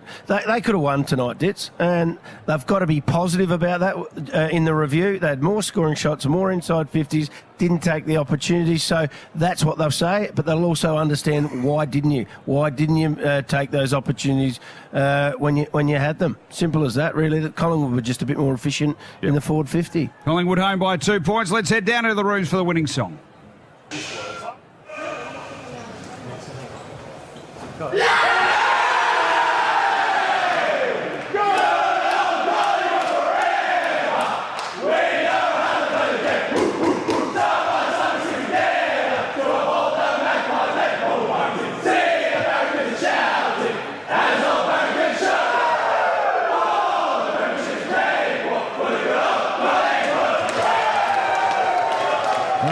battle of the heavyweights here tonight at the Adelaide Oval in Collingwood. They are the top dog, home by 2 points over Port Adelaide in a fantastic game of footy. 13-7-85 Collingwood, Port Adelaide 12-11-83. Standing by to go back into the Collingwood rooms. I think we might be able to have a chat to Paddy Lipinski pretty shortly. Abreu, just quickly, it might be a stupid question, but I've never been out there in the inner sanctum as the game's going down. So at three-quarter time, when that change is made, is that something that is just told to the midfield, or would the whole team know that we're no longer running with Dacos? So what I mean is, when players go to their positions, do they see that the change has been made? It could be either. It depends how it's communicated. They do break up into the groups. When I was playing, they didn't break up into groups like that. But it could be either. But one thing's for sure, the whole Collingwood side would know pretty quickly. Yeah. Because they'd be telling everyone. But even us, like up here, we're watching and we're seeing it. So if they're unaware of it and then they see it, you think, oh, God, you know, might just... I know it's probably not the result of the game. It's an interesting move, but let's go down to the Collingwood change rooms. Yeah, we got Paddy Lipinski, Brew, and we might get you to throw the first question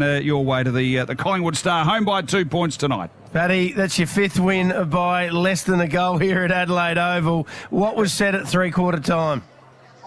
We just know that we're gonna keep running out the whole game, play every minute, and we just trust our system, and you know we just keep believing, and we know we're always going to keep coming regardless of the scoreboard, and we made some pretty clutch plays there. So, yeah, what a win. What about Nick Dacos? The tag got dropped. Was that communicated between the teammates? No, he changed a little bit of positioning. He played a bit of back, bit of mid, and bit of forward. So, yeah, he's hard to tag, so he can play every position on the ground. But, yeah, we're shifting the magnets a bit. Did you get a sense, Paddy, today when Port were wasting their opportunities that the door was still ajar? They missed some shots at goal, made some fumbles. There must have been a little sense out there that you guys were coming. Yeah, they missed a few, and it obviously did cost them in the end. And we were pretty sharp in front of goals. I think we were 13-7. So yeah, it was good that they left the door open there, and we were able to capitalise. And yeah, like I said, Port kicked some pretty clutch goals, so it was great. On a scale of 1 to 10, what sort of pressure game was that tonight? I mean, from up here, it looked amazing. Was it? Yeah, that was high. Like, that was a great stand of the footy. Really tough. Pressure was great. You know, there's so many good players on both teams, and you know, they're a great side. So yeah, it was unbelievable. I used to win a few dollars in the goal-kicking comp at the end of training, but I wouldn't like to come to Collingwood and take on Jamie Elliott or Josh Dacos. How about their goal-kicking from the boundary line? They must practice it at the end of training, surely. Yeah, it's insane. Before every captain's run, I think Jamie and the Dacos boys and Pendles and Brendan Bolton, one of our coaches, they go straight to the boundary line, and they've got a little competition, and I think they got some prizes on it for the end of the year, who takes a tally. So they obviously practice it, and it was good. We kicked 3 from the boundary there at the last, so hope they keep doing it. Yeah, exactly. 9 individual goal kickers, the 13, though. That's a great spread of the workload. Yeah, it's really good. We don't rely on any one player, you know, down forward or, you know, through the mids or through the backs. We've got a really even 23, everyone just plays their role, and, you know, someone's going to pop up one week and then the next week someone else. So, yeah, we love just playing our role out there. How does Craig McRae and the coaches talk about trying to shut down the influence of Zach Butters or Connor Rosie leading into tonight's game? Yeah, we mentioned them as obviously really good players. You know, I think they're both top 10 in the league and, you know, inside 50s. So we just had to make sure we watch them spitting from the contest. They're obviously really damaging, and they're really tough to tackle with how quick they are and how agile they are. So, yeah, we're very aware of them, but we just trust our system's going to hopefully take care of itself, and, yeah, but really respect those players. You've come from the Bulldogs and now you're at Collingwood. Tell us the difference. I loved my time at the Dogs, had a lot of good friends, but, yeah, you can't really replicate Collingwood's fans, and, you know, it even felt like our home game there for a bit. One of their players even said, geez, your crowd's insane. So that's pretty crazy when we're at the Adelaide Oval. So they travel everywhere. We love them. Yeah, it's so good, and they're always heard. So that's the biggest difference. They're still up on the hill now. You can't see it from inside the change rooms. We're looking at them. There's probably 100 Collingwood cheer squad supporters up on the hill, still having a ball on a Saturday night at Adelaide Oval. Yeah, they love it. You know, even the last couple of days walking through Adelaide, there were plenty of Collingwood fans, you know, coming up for photos, and they're really travelling and getting behind us, and we're bringing them along for a great journey, and they're really helping us every week, so it's been unbelievable. Well, Patrick, big win, great game, well done, and thanks for joining us on Triple M Footy. Thanks, guys. Hope you have a good night. Cheers. There he is, Paddy Lipinski, joining us on Triple M Footy. Collingwood home by 2 points. It's our Triple M Amy review. Submit your fan clanger story to amy.com.au/fansurance and you could win. Just double checking those other scores for choice hotels around the grounds. Biggles, I can see you want to jump in with something and attend at humour, I'm assuming. No, I'm keeping an eye on the crowd. It's not 100. There's 300 on the hill of the Collingwood supporters and 200 security guards in yellow jackets trying to calm them down. It is like a soccer crowd at Liverpool or something like that. They're insane. They've had a big night here, the Pies fans. Home by 2 points. Richmond earlier today by a point over the Hawks. Carlton by 71 over the Eagles. Brisbane by 11 over Geelong. Sydney by 29 over Freo. And, of course, Collingwood by 2 points over Port Adelaide. Whatever your reason for travelling, you'll get the lowest price guaranteed when you book direct at choicehotels.com. So go ahead, book it. We'll wrap it up on the other side of this. Port Adelaide, 12-11-83. The Pies home by 2 points, 13-7-85 for McDonald's and Ream Hot Water. Triple M rocks footy.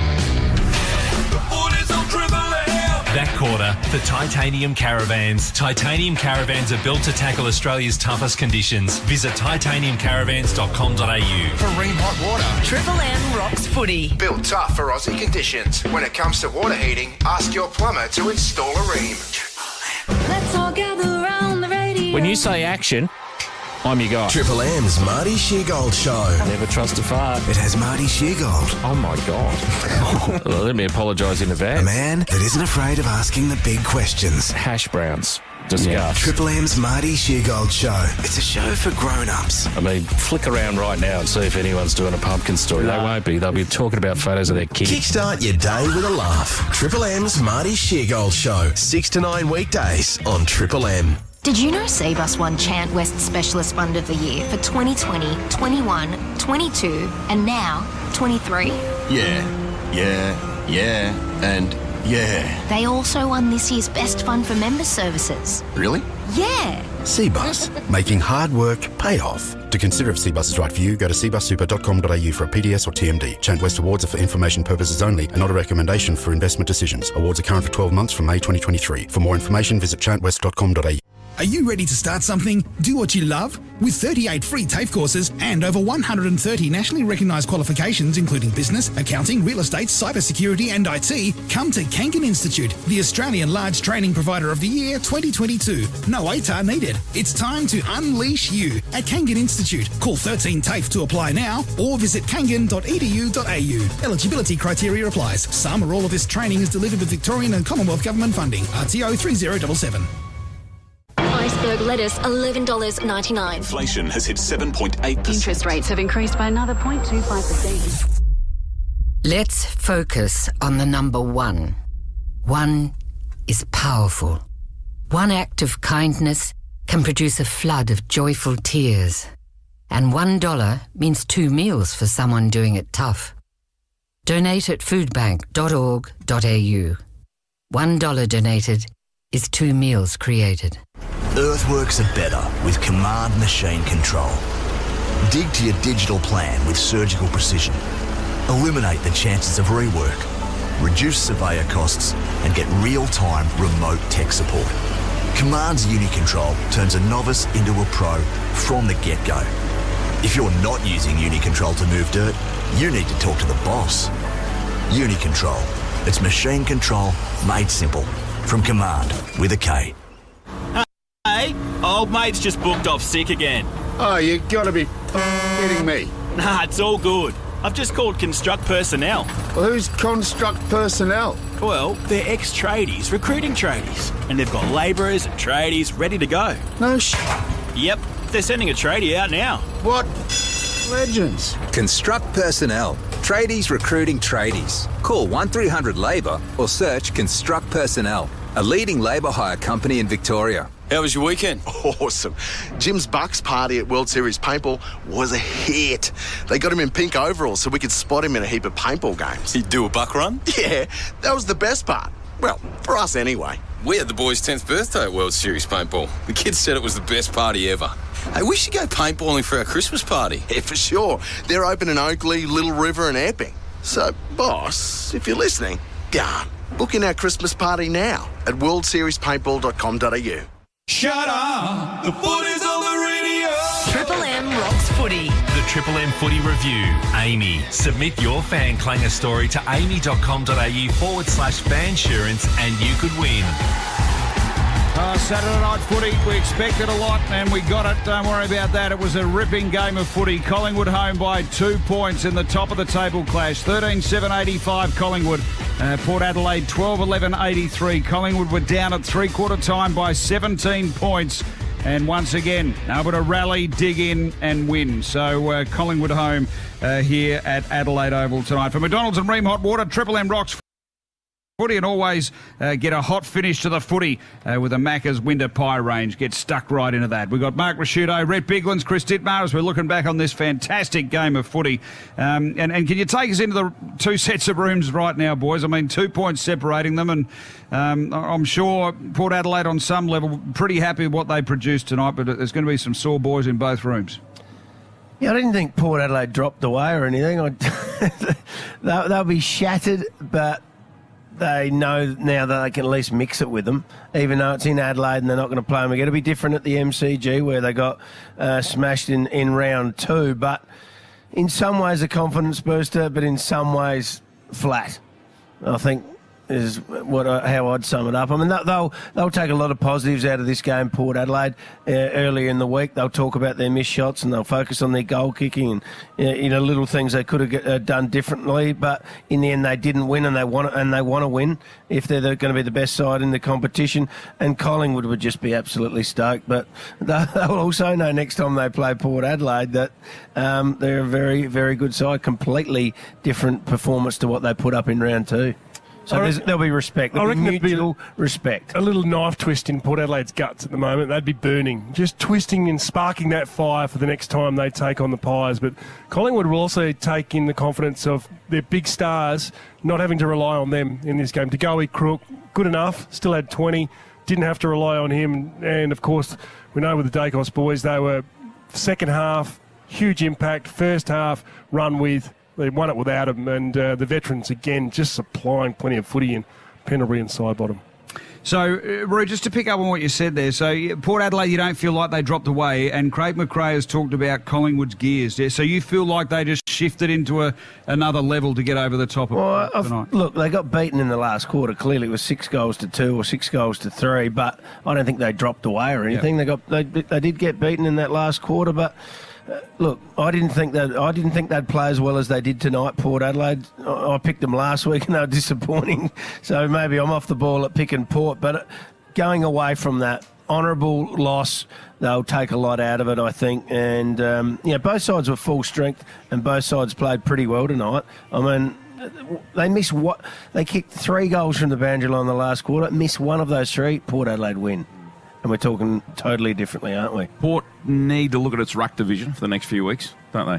Well, what are they going to do? Don't know. They've got to come up. They have to come up with a solution. Dixon's banged up. Yeah, Dixon's banged up. Finlayson doesn't compete against him. He just waits and hopes the ball comes his way. And Lysette isn't having an impact. So for them to beat the top sides, and when you've got the on-ballers they've got, you need a ruckman getting in there and winning the ball. They had an opportunity to send him in and get a clean-up and be back in 4 to 6 weeks. This is 2 weeks ago, Port Adelaide. What about Lysette? Yep. And clearly they decided not to. It's still about 8 weeks to grand final day.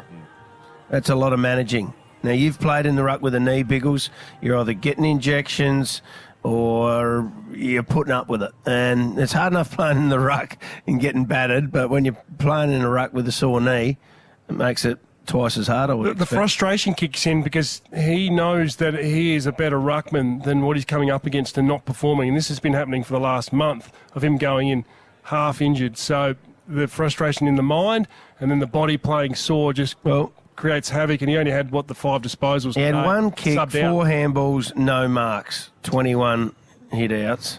Gave away 4 free kicks. And Cameron's had 45 hit-outs. He's a better player than most out there, just completely banged up and no confidence. Collingwood home by 2 points. Our Macca's I'm Love It at moment. Tonight's I'm Love It at moment happened very late in the game, the 29th minute mark of the final quarter, and here's how we called it on Triple M Footy. Kick from Pendlebury towards half forward. Is that a mark inside the boundary line? It is. Good Mark Elliott. He can kick this. He's a wonderful kick of the footy. We know he's outside the boundary line and he's 40 metres from goal. Have a look at the power supporters give the boundary umpire absolute spray. They were determined to call that ball out of bounds on the full. Look at the boundary umpire took 2 metres inside the field of play to get away from him. I reckon he's 50-50 from here. What a kick coming up from Jamie Elliott. He's a proven goal kicker. Comes out and improves the angle and kicks it. He's kicked it. He has. Wow. What a goal. And the Pies are back in front. Oh, what a call. Gee, what a goal it was by Elliott. Our Maccas, I'm loving it moment. All right, boys, the votes. The Triple MVP award for Case IH. Case IH, leaders in agricultural machinery. That's what we do. Who's the BOGs tonight? Could have given 20 players one vote tonight. I thought there was that even. Defenders, forwards, midfielders, very even. I gave one to Josh Dacos in the end. I thought he was reasonably consistent over the whole night. Ended up with 24 disposals, kicked a cracking goal from the boundary line, gave him one. Connor Rosie set Port Adelaide alight early on. He ended up with 28 disposals and 2 goals. They just can't lay a finger on Connor. His agility and speed around the midfield just separates him from a majority of the competition. Zach Butters was awesome in the first half, but dropped right out of it. Side bottom, still side bottom. Loves these conditions. His ball handling under enormous pressure was fantastic. I gave him best on ground with 26 disposals, 5 clearances, kicked an important goal as well. Very tight and tough job to pick the best players tonight. Great stuff. The Triple MVP award for Case IH. Case IH, leaders in agricultural machinery. It's what we do. Well, it lived up to the promise. Ripping game of footy here at the Adelaide Oval. Collingwood home by 2 points over Port Adelaide. Enjoy the rest of your night. For McDonald's and Ream Hot Water, Triple M rocks footy. The Triple M Footy Review for Amy. Submit your fan clanger story to amy.com.au/fansurance and you could win. For Ream Hot Water and McDonald's, Triple M rocks footy. At Triple M, we're about to let the good times grow. You ready for a lot of music? Again, with even more tickets to the Foo Fighters. And this time, we've made it even easier to win. You beauty! Hey, legend! Every time we play the Fooies while you work, you call us and win them. thank you very much. It's times like these I'm going to the Foo Fighters. It's times like these. You give and give again. Foo Fighters tickets are back Monday. Foo Fighters, yeah! Yeah, brother. On 105.1 Triple M.